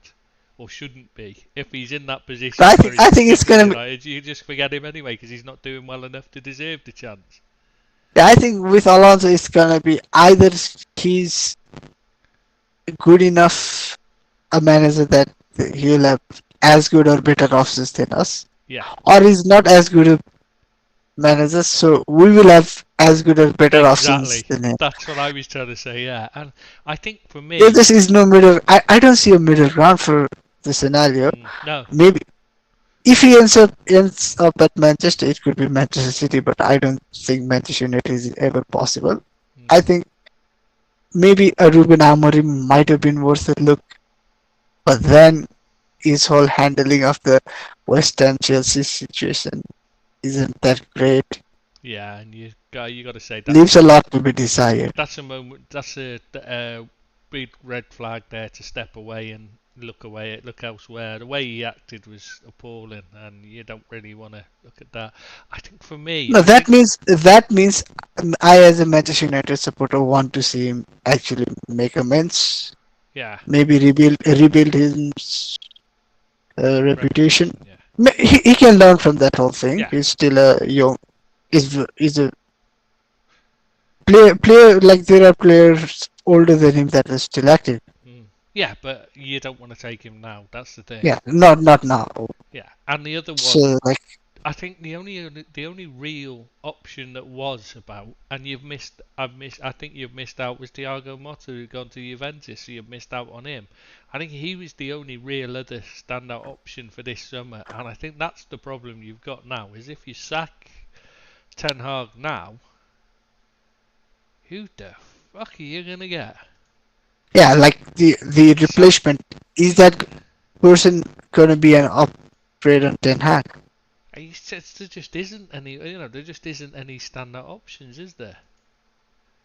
Yeah, I think it might have been David Onsin, but someone said like if we could turn back time and Ineos took over United in 2021, like 2021, 2022 summer, they were looking for a manager. Then the ideal person they would have been quoting would have been Ten Hag Mm, in his during his Ajax stint. He would have been the guy they would have been after, probably paying 10 million, 20 million, however much to get him in. mm. Yeah, I mean it hasn't worked out, but that doesn't mean it can't work out. But it didn't work out under various mitigating circumstances. I'm not saying he is completely blameless, but he isn't the only guy with blood on his shirt and mud on his hands. Yeah, and when you look at the options out there to replace him, I can see why it's taken so long to make a decision if you want to sack him. If they don't want to sack him, I think they'd have already said, no, we're going to keep him, we're standing with him. I think the problem is they're looking at it going, But well, no, I think it's not as simple as saying we're gonna keep with him. I think this summer it's I think it's a matter of either we give him an extension because his contract is up next season, or we get rid, and that is I think that is the main issue. hmm, yeah, You no, can't start you can't start a new resume saying we don't back you enough to be the manager for our future, but we don't want to sack you right now. It's it's again another cloud hanging over his head. yeah, but I do think if the options were there, I think he'd be gone. I think the issue Oh is yes, definitely. the options are so bad that you're looking at it going, who are we going to replace him with? Well, David Moyes is available. You know what I mean? It's like, But even if you look at guys already in a job, there is you don't. I can't see many managers I would pay a half decent compensation fee to get out of their current job. That's the issue. no, I was just thinking, I can't think who would. And the ones that like I said, the only real option that was really available this summer, I think, obviously Amarin killed his own chances. Slot has gone to Liverpool, so you've missed out on that possible one. And Thiago Motta's now at Juventus, so you missed out on that one. He doesn't really, you look at the rest. Who else is there? There just isn't anyone, is there? I mean, even that, those three were not like in a normal season. They'd be punts rather than the top options, wouldn't they? Those three. Yeah, like with I don't know whether you covered it during Liverpool or not, but Arne Slot is as big, probably even bigger risk than Ten Hag was for United, and Mm. we see how this has turned out till now. Not ideal. I'm Yeah, not saying he's gonna fail because Ten Hag failed. I'm saying he has pretty much the same experiences as Ten Hag yeah. as manager, probably a few years less. That was a huge risk, but like the market wasn't there for there to be anything other than the huge risk. Even if Liverpool had been able to get Xabi Alonso this summer, even that it's still a huge risk, isn't it? You know what I mean? It worked at him. It worked for him at Bayer Leverkusen. Yes, he'd been showing promise in all his youth. They working in the academy and that.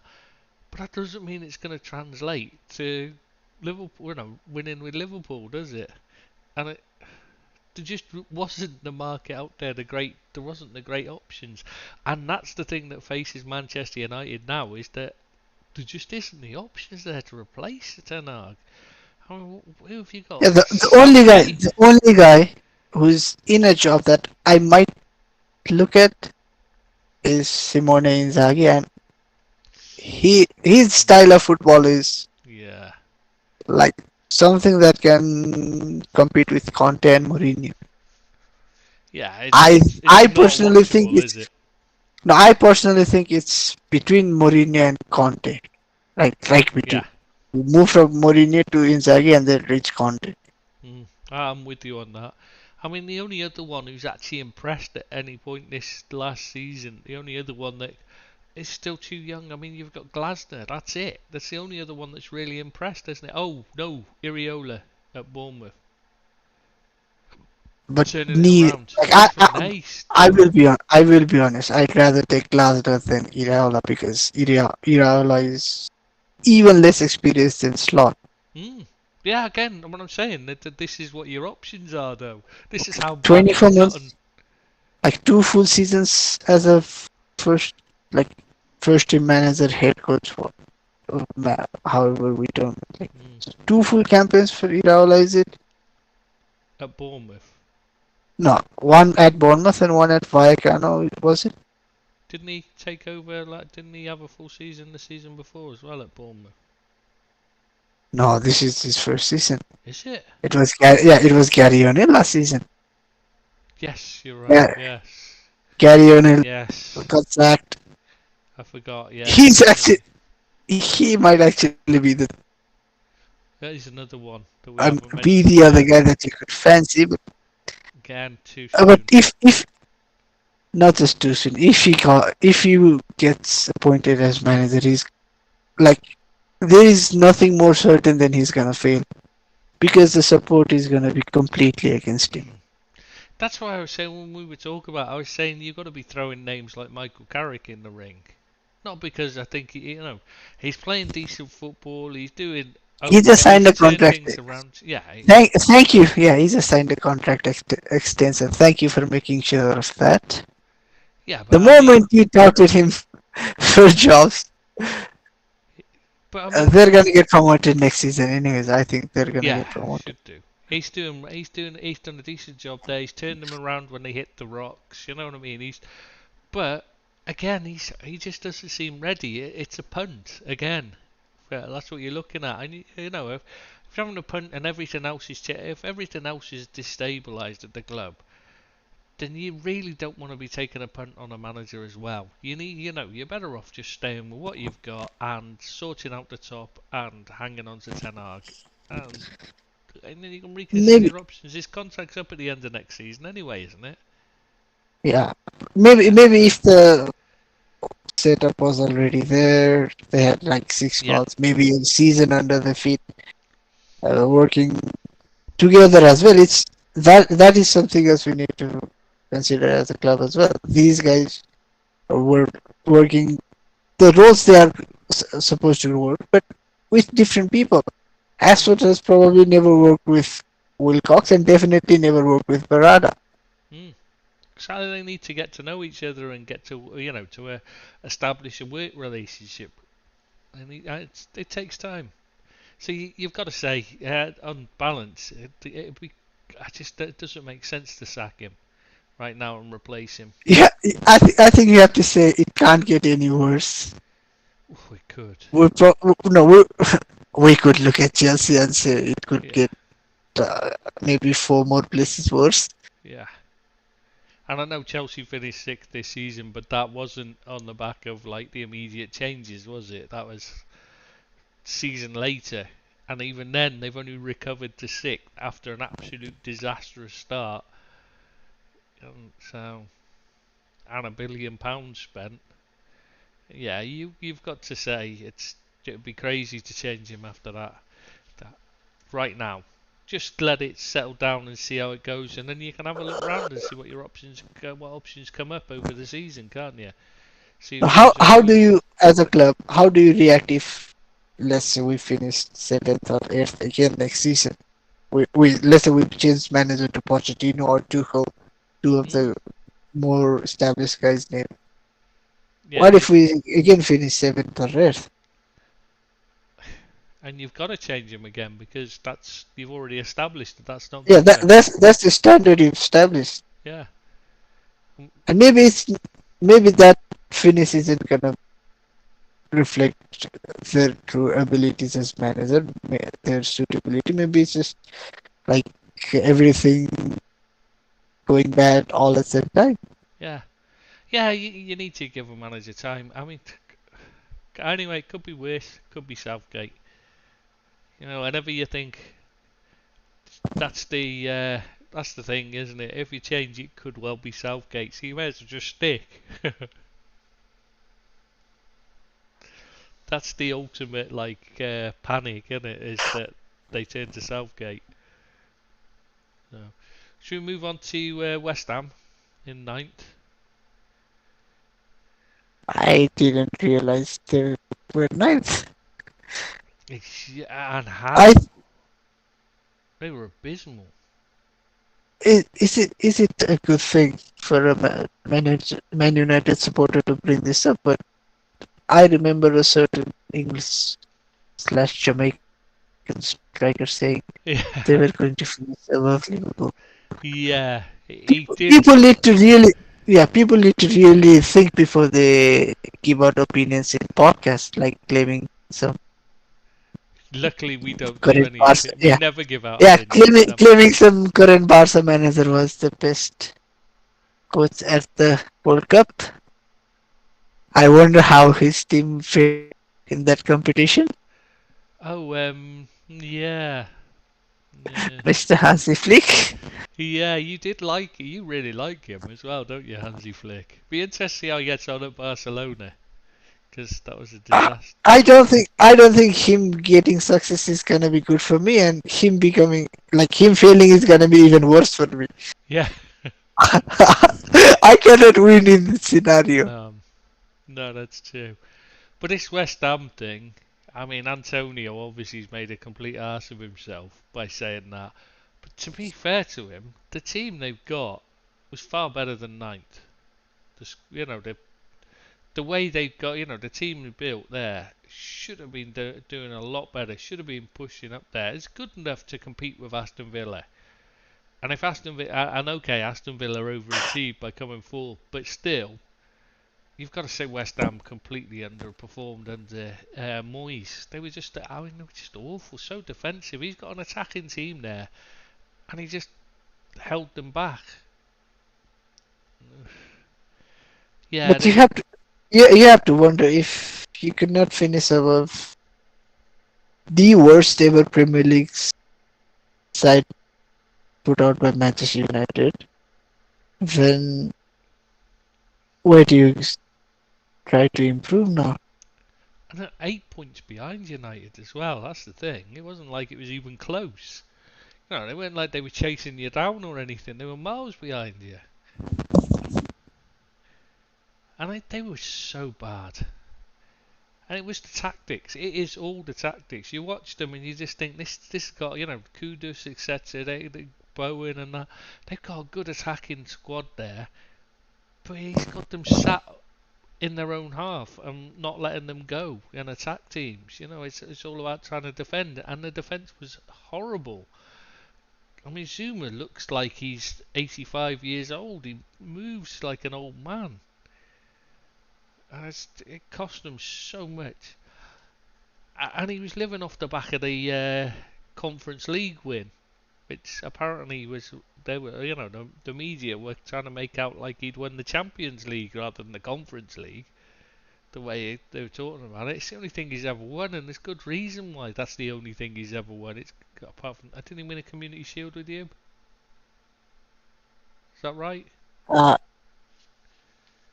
I cannot remember it, nor do I Or think me? it is consequential. No, but I'm saying it's the only proper Wait, trophy he's won. It's the no, but you cannot Conference League. you cannot bring up community shield just so that you can defend ourselves because we spent the first half of this review saying Arsenal won nothing this season. Mm. No, no, I was They just did saying. win No, I was community just saying to shield. be fair to Moyes. I was saying to be fair to Moyes, maybe he had won something else. I was trying to remember whether he won the Community Shield when he was at Man United as well. Like, you know, the only He actual didn't. proper He trophy rather didn't than win. pre-season friendly. Yeah, he didn't win anything with Everton, did he? No, he never won Okay, anything with Preston with either. Preston. Did he manage any other teams? Yeah, he was it Real Sociedad? No, Uh, I meant before Preston. oh no, Preston was his first job. He was a player there and he became Yeah, manager. that is what I thought you would like play then become a coach Sunderland, manager. he didn't win anything. No, he didn't win it. So yeah. Anyway, yeah, the only proper trophy he's won is an inconsequential one that nobody actually really cared about, other than Jose Mourinho. yeah. But Jose Mourinho just likes winning trophies. Doesn't matter what it is, and No, I no, it's like about that. completion as well. It's Yeah, about completion as well. He wanted to be the first guy to win all three tiers of your UEFA competitions. I mean, you know, if you win it, it's a trophy and it's great. But like, it shouldn't be when you're a team with the financial success, the financial stability and um, power of West Ham United, it should have been a stroll in the park anyway. They should have won it. Really, if you look at the other teams in it, it's a bit like where I don't know. I can't think of a, but I just don't think they. Hi, Guy. How are you, cuz? Yeah, I just think the way the media bigged him up for doing it, and I just think it wasn't that great an achievement. They seem to forget that this isn't West Ham. They see these little old West Ham, but this is West Ham with a stadium given to them, basically for next to nothing. A No, this massive is a stadium. that was a Paying West some huge amounts of money. that was also a West Ham team that had a player who was sold for 100 million, and then another Exactly. who didn't move for 80 million. Mm. Yeah, I And mean, that was the point I was trying to bring up, like thinking how to get there. But next season they're probably going to be much weaker because they will be without Lucas Paqueta in all likelihood, mm. and also be unable to move him on and replace him with someone else from the funds they can bring in. But at least they won't have Moyes managing them, so they might be the fans might actually enjoy watching their football. No way. His replacement isn't renowned for exciting football either. Isn't he? I can't even remember who they brought in, to be honest. Lopetegui, Oh yeah, Julio Lopetegui. Lopetegui, Yes, of course it is. Yeah, yeah. Okay, so you're right there. out, Forgot all out of the about that. fire and into the fire frying pan. Yeah, it's not a strange choice. That I, is. and I and I know the saying is the other way, frying pan out to the fire. I think Moyes football is a bit worse than Lopetegui. So you were in fire before, now you're jumping into the frying pan. It's a bizarre choice because he's not exactly renowned for. Um, Exciting football. well, it's not just that. It's his attitude. He's known for just throwing his toys out the pram and walking out. It's not just once he's done it. He's done it with times, and he's failed in most of his jobs as well. He just looks miserable and grumpy all the time. Mm. It's a If very odd choice. I'd forgotten they had him. he gives you the vibe of if Conte wasn't a winner, he would probably be Lopetegui. Yeah, but you can put up with it when they're winning. Yeah, that is the thing. As a supporter, if you're winning trophies, then you're enjoying like the thrill of the win gives you the adrenaline rush, the joy, everything that you need. If you're not winning, that is what happens with that. What has happened with Conte? The moment his team stopped winning, everyone is up in arms, and then I think that might happen with Lopetegui as well. Yeah, yeah. I can't see him lasting long there. I think that's a disaster. They could have taken a risk with Will Stitt. I just don't know why they didn't. I don't understand that either. They could have done that a long time ago. Should have done it last summer. Should have been well But done this for summer winning the is, trophy. Thank you very yeah, much, David Moyes. Let's bring in this guy. like we're very grateful, but let's look into the future. But this summer he's available on a free, isn't it? Because he left Yeah, his role at Reims. we got sacked, didn't he? After they had a bad run. So after all that, like the moment he has a bad run, they just boot him out the door. It's very strange. I mean, the amount they were paying to keep him in the job, each time. Very strange. But yeah, you got to admit, if you're West Ham, he's a West Ham fan, desperate for the job. Does seem to be a very obvious appointment, doesn't it?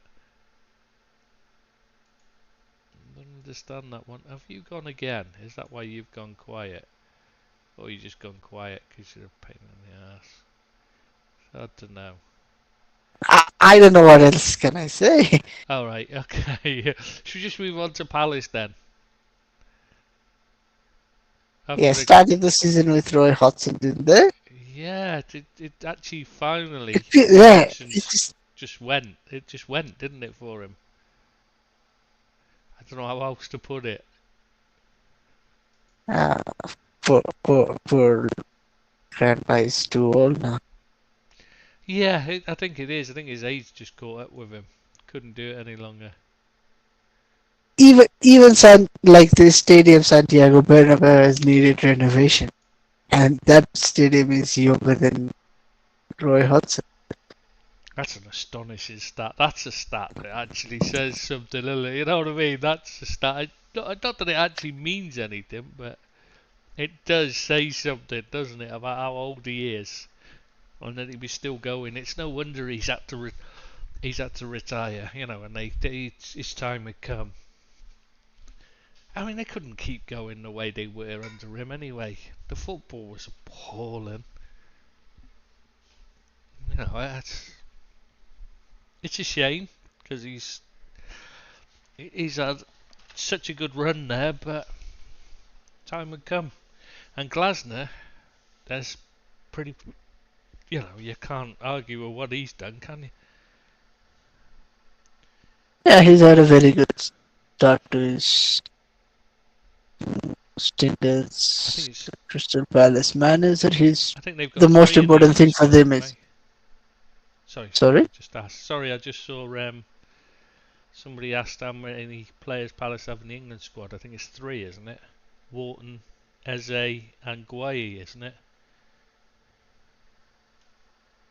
Is there any Who others? else is it? Hmm? No, yeah, Dean Henderson. Oh yes, I forgot about him being at I forgot about him No, being at Palace. my first idea is like he's at Forest, but it was only a Yeah, loss. yeah. I'd forgotten that was where he ended up at his Palace. But they've been really good at the end of the season. Good to watch as well, actually, under Glasner. Not always that. I mean, I watched them against us and they weren't very good. But in most of the other games, they were a good watch. So I was quite. Are Wharton, they a good lovely though. watch? No, like are they that great of a watch, or are they just Just feels do they like just have football fast? Yeah, squad. no, they are fast players. They play direct football and are quite decent on the counter attack as well. They're enjoyable to watch, but I don't think they're a great side. I'm not a fan of Eze and Elise's. You know, I think they're too lazy. The talent's there, but the attitude's not. They're not top class players. They're not gonna be top class players because they just don't have it in them unless they really pick up their work rate. Oh, Eze isn't gonna now because he's 26. Yes, I Maybe know that. Olise, I don't maybe Olise understand how he's gets a got in the move. England squad, Eze. As already said, I just don't understand it. He's just not good enough. But yeah, I, I mean, he's had to create a system to cover for their deficiencies or make, you know, to get around that. Hodgson had tried to force them to work, and it just wasn't happening. So he came up with a way. Glasner came up with a way to cover for their deficiencies, and I don't think that's something you can do when you're an England boss if your player is not Messi or Ronaldo or someone of that ilk. You can do it with the international level, but you can't when it's Eze or Elise. They need to put a bit of effort in. Well, Eze isn't gonna get into the team, and Olise Mm, doesn't even get into the squad. shouldn't, but No, Olise doesn't. oh, Elise, yeah, no, He has zero international zero. caps. He's had injury problems as well, so he missed most of the season through injury, didn't he? Yeah, but the guy who gets selected over him is probably 10 times more injury prone than him. Usman Dembele. Hmm? Yeah, Usman Dembele gets picked ahead of Michael Olise for France. Oh, right, I didn't know Elise was. Well, he's French. I didn't know he was French. Until he decides to be English, he's French. I say he's actually I thought he was English because he came up through the Chelsea setup and that, and his brother is I didn't know he was French. I just assumed he wasn't getting picked for England, not by No, no, it's getting picked by French. France. Oh, No, he's it's never going to French. get near that French squad. Not being funny, that's the strongest squad in Europe by far, isn't it? And No, there is a spot in the attacking triumvirate, you're not but going the to. thing is, if you have like even a half a reputation of being lazy, you're not gonna get picked And because the team is gonna work for a certain Mbappe. Kylian Mbappe, And and rightfully so. the reason why Dembele's in there is because he's Mbappe's mate. Same reason he went to PSG. PSG. Yeah, that's why he was there. That's why they wanted him. Sole reason, just keep Mbappe happy. That's why they signed him. No other reason. And now Mbappe's gone. I'm sure they'll be wanting rid of him. But Probably not, because they don't have that very many French national team players. yeah, you've got a point there. They do want to get a French core, don't they? So could be. Yeah. No, it took me like years to understand why they wanted stars in this team, like French stars, and it's got to do with broadcasting deals as well. Apparently, Ligue 1 doesn't have any broadcasting deal as of now to show Ligue 1 games in France itself. Yeah, you know who did have the broadcasting deal and who's quit doing it, don't you? Which one, The the owners of fake one? PSG. The other one, yeah, okay. Being There was another deal, yeah, the another deal Qataris. that collapsed with it. So, Yeah, they gave up on it because it just wasn't, there was no viewing figures. So that's why. even for the French, like if you are League On and negotiating right now, it's such bad Mm, timing because Mbappe just left. yeah, Neymar isn't there. Messi isn't there. Like how are you gonna market the league? League One's they've basically what they've tried to do is make it more physical and attractive to watch in that respect. Is what they've been doing. From the I've seen they were a lot of games last season because they were showing them, and that's what they were selling it for. These other leagues, the other leagues except Premier League, need to learn that there is a huge market in China. There's a huge market in Indian subcontinent. Yeah, That there's is where the money is. People don't understand why Premier League is considered the best and the biggest league. It's because the timings favor Indian subcontinent so much. mm, It gets marketed so well over here as well. it's the marketing that's to be fair, also they have an advantage in that, like, obviously these ties between England and India from the past. No, Not good there are other ties, things. but Language as well.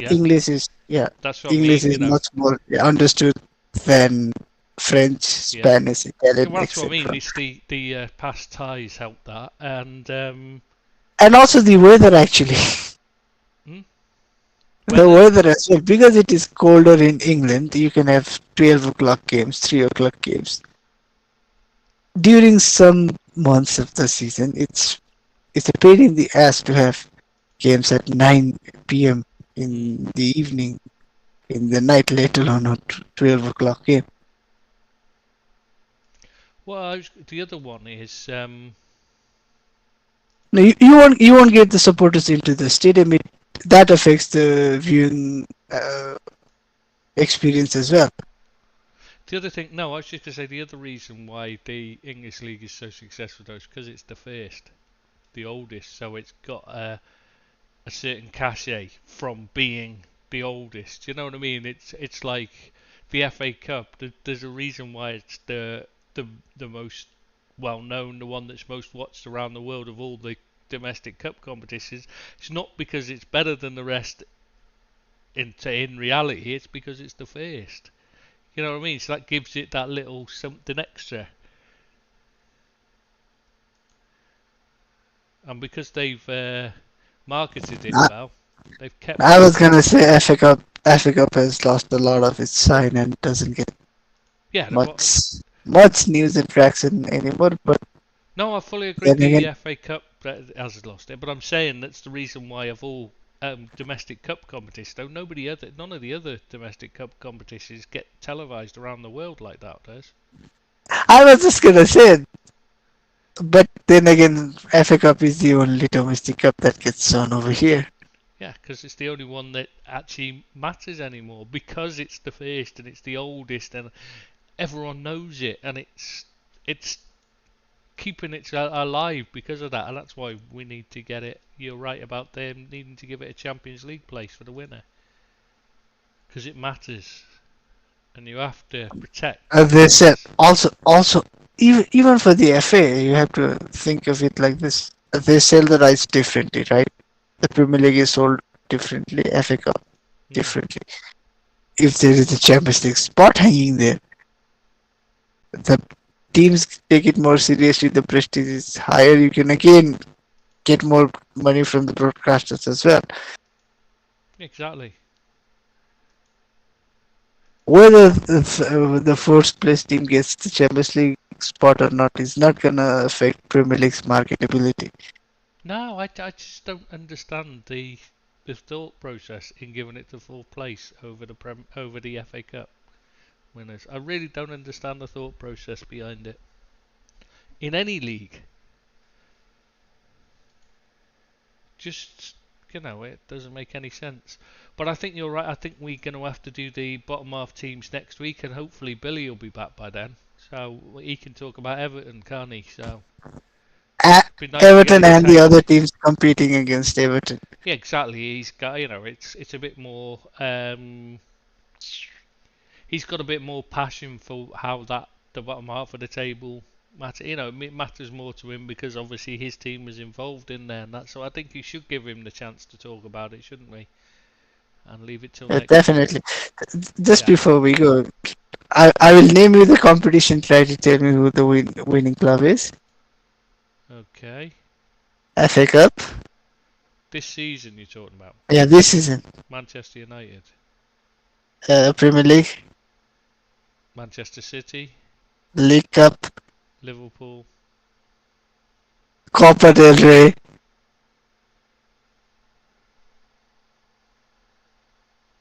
I have no idea. My point exactly. This is why the other nations need to market themselves better. Athletic Club de Bilbao, but nobody cares.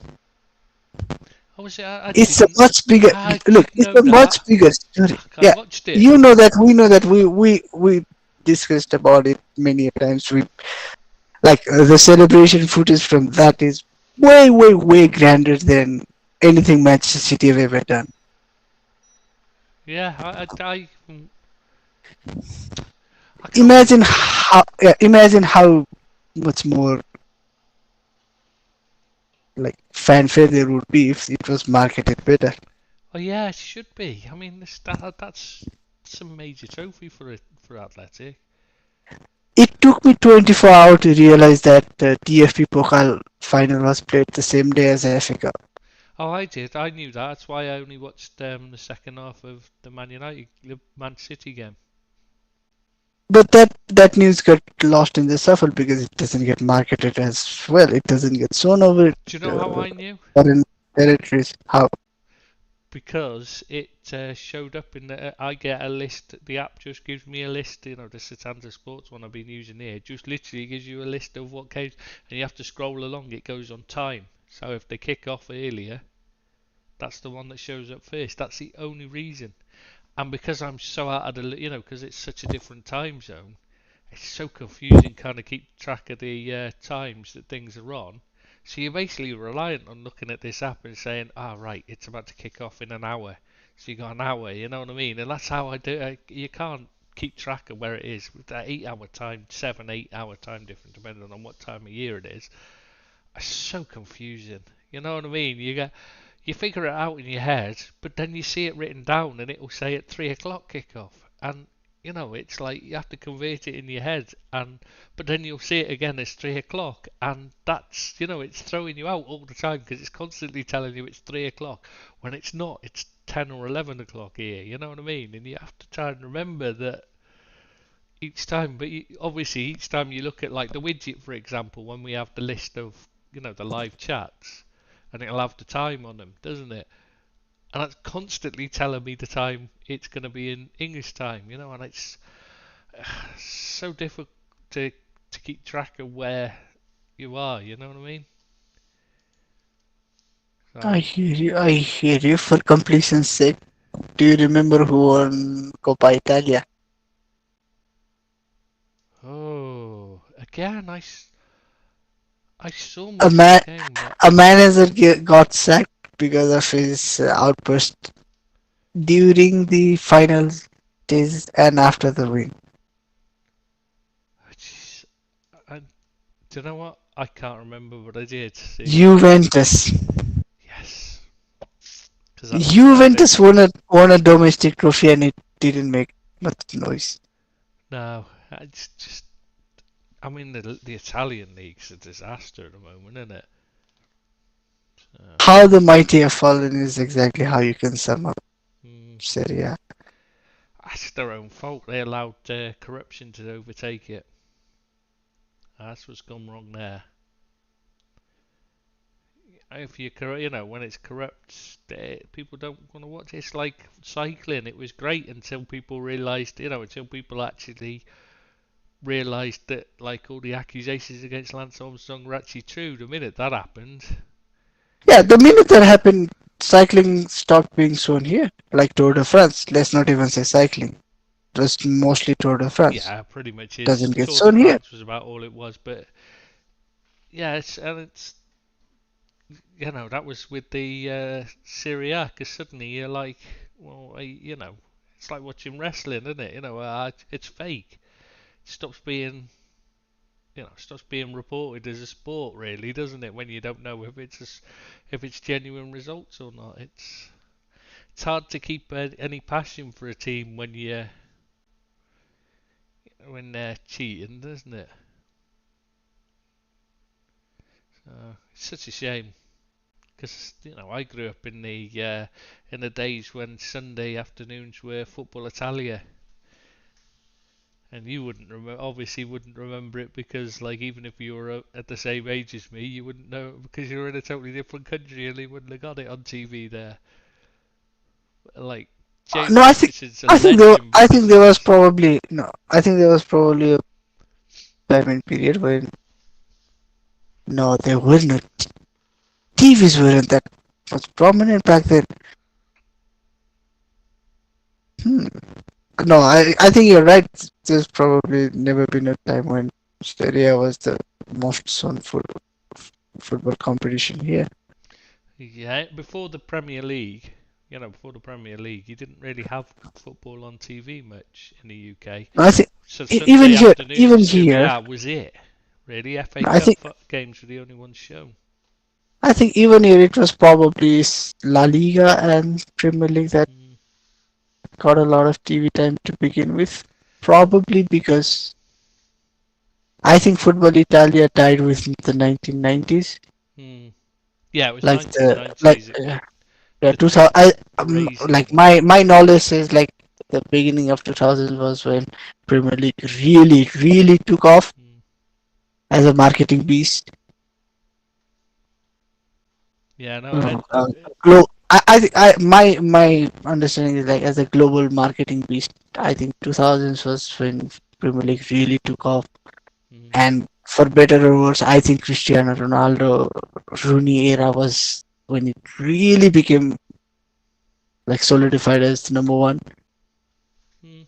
Could be. I don't know because obviously you're in a different country, so you'd have had different No, yeah, coverage. I'm saying Yeah. from my perspective, from what how it was shown here, because when Figo was around, Ronaldinho was like the top. It was La Liga. Yeah, Stephen's saying the say Football Italia was. I mean, James Richardson in a calf, just on a Sunday morning as well. They used to have a show. You got to remember in the UK and at the time when football started, the Sundays was just dead. There was nothing. The shops were shut. Everything was closed. You had nothing to do on a Sunday. You couldn't even go to the pub until the evening because they were shut until the evening. You know what I mean? So the daytimes were just dead. And no Sunday games.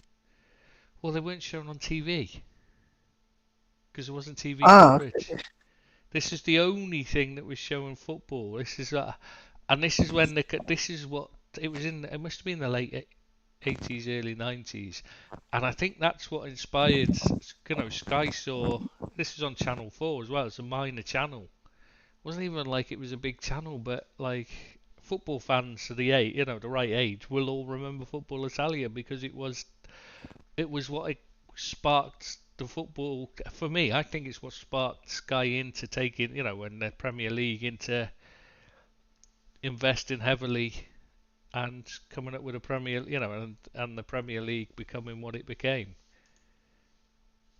because they saw the TV revenue there. They spotted it. I think so anyway. I mean, I might be wrong. I might have the timings all completely wrong because I didn't have satellite TV, so it was on satellite TV only. You didn't get it on TV much. It was just the FA Cup. That was all you got really covered, and the League Cup final. I mean, it's like a special event. Like it was so rare when it was on TV. You had match of the day, and that was it. You used to have to stay up for that. You didn't have actual live games, live league games in the 80s and that. It's hard to believe when you look, when you're looking at it now and it's everywhere. But yeah, it just wasn't on TV. It was for the. when you say that, I'm just thinking why was Premier League created in '92, but they didn't, like, marketing wasn't the right idea. Showing games everywhere wasn't the right idea. Like, how did they think they would sustain? I know they sustained, they thrived. Not only survived, but Do you know thrived. what? But Do you know what actually was the main move behind it? Is at the time the Scottish League. The reason why it started, why they wanted, they began the movement towards having a Premier League rather than it was always just the FA ran the Division 1, Division 2, Division 3, Division 4. But the clubs wanted to create their own league because the success at the time, or what they thought was success of the Scottish League, it just had created a Premier League and that, which was all about greed for them. It was, and yeah, though it didn't really turn out long-term success, it didn't have in Scotland as it turned out, and while the English Premier League, has gone from strength to strength. But you do wonder how long it can last before the greed bubble bursts.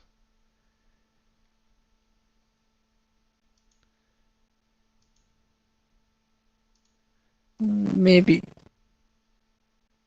a few more years at least. Yeah, I think so. I think I think more it's starting to show signs though, isn't it, with this City thing, and it's starting to show signs of collapse. This is, the ESL, and now this City challenging the tyranny of the majority. I think it's showing signs of it's creaking a bit now, isn't it? If the city owners really did want to,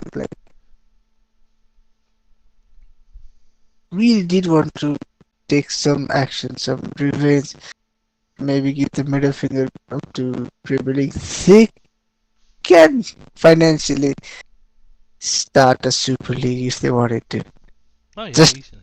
themselves. Ask the Saudis. If they really, really wanted to just prove a point, they could, couldn't they? Like Saudis, the city owners. I'm just not sure I'm just not sure they could compete with. I know they've managed it in golf and stuff, but they're minor sports. You know what I mean? It's like as they're finding with the Saudi Premier League. I don't know it doesn't about matter other how I much don't know money about you other throw at it. sports. I don't know about other sports, but golf is also a rich people's sport. Football is even now. Football is a working man's sport. Mm. Yeah, very true. It's always Not been. even a middle class guy, not even a not obviously not the rich sport. It's the hard working day to day, like blood, sweat, and tears. Have a hard time feeding your family. That it's the sport for those kind of people. Yeah, exactly. But it tends to be. It's more of a religion than a sport in some places, isn't it? And it's hard. You can't. The only way you could do it, beat it, is you've got to take the teams with you.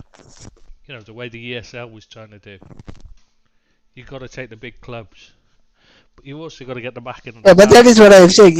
If Man City owners or the Saudi people wanted to, they could like get Man City, Newcastle, Barcelona, Yeah, Real Madrid, they would. Juventus, But what I'm saying PSG. is, they need to get the backing of the fans.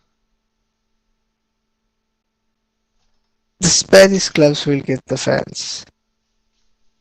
PSG don't have many fans, but they will get the fans. Oh no, they're quite well supported actually. This version of PSG, maybe not. No, I'm thinking the one that goes away, that ups and leaves, not the clubs that exist as now. Man City, they won't have as many fans. True, none of them would have. Newcastle, Because not half the many. fans leave. You wouldn't get the full fan base moving with you. Yeah. You're going to cause a schism at the very least. Juventus are gonna get their fans. I don't really like their fan base anyways. Yeah, but even then, some of them aren't going to go with it. Still going to lose some of them. Uh, Like for example, if Atletico Madrid went, their fans wouldn't go. no, no, and There Bilbao. just there just would be two like Bilbao. There just would be two Atletico Madrids instead. Mm, yeah, a bit like when Wimbledon moved to MK. MK Dons, Yeah, the fans didn't go with them, which is why they're which is the which problem is they've why had. there is a Wimbledon club as well. Yeah, FC Wimbledon. That's what they did. They just created AFC Wimbledon instead. So yeah, it's not like FC United of Manchester would suddenly be a huge thing rather than just a lower league club. They'd suddenly become a big club because I think a larger proportion of Man United fans would just go and support them instead. Probably they'll go support Salford. No, I think FC United of Manchester would get it because it's it's the alternative Man United, isn't it? I don't think It's they, the F. because Salford's Isn't exactly the same as isn't Green that is good. F the Glazers? Wasn't that created just Yeah, that was partly created. because of yeah. Yeah, it was just people saying, "Oh, we've had enough of this. We want proper football." Anyway, I think we should call it there because it's like 4 hours we've done. Roberto De Zerbi have 1 week to prepare. There will be hellfire from both of us. Oh yeah, He's the next guy on the agenda. Brighton finished yeah. 11th. Oh yeah. And on that note, I say bye bye. And Billy will tell us how good Everton were. Goodbye, all. Thank you for listening, and take care, all, and enjoy your weekend. And hopefully, it's a good one. Take care. Bye bye. See you next Thursday. Oh yes, see you next Thursday. I knew there was something I was supposed to be saying. I couldn't think what it was. See you next Thursday. He's right. God, it's been too long. Bye bye.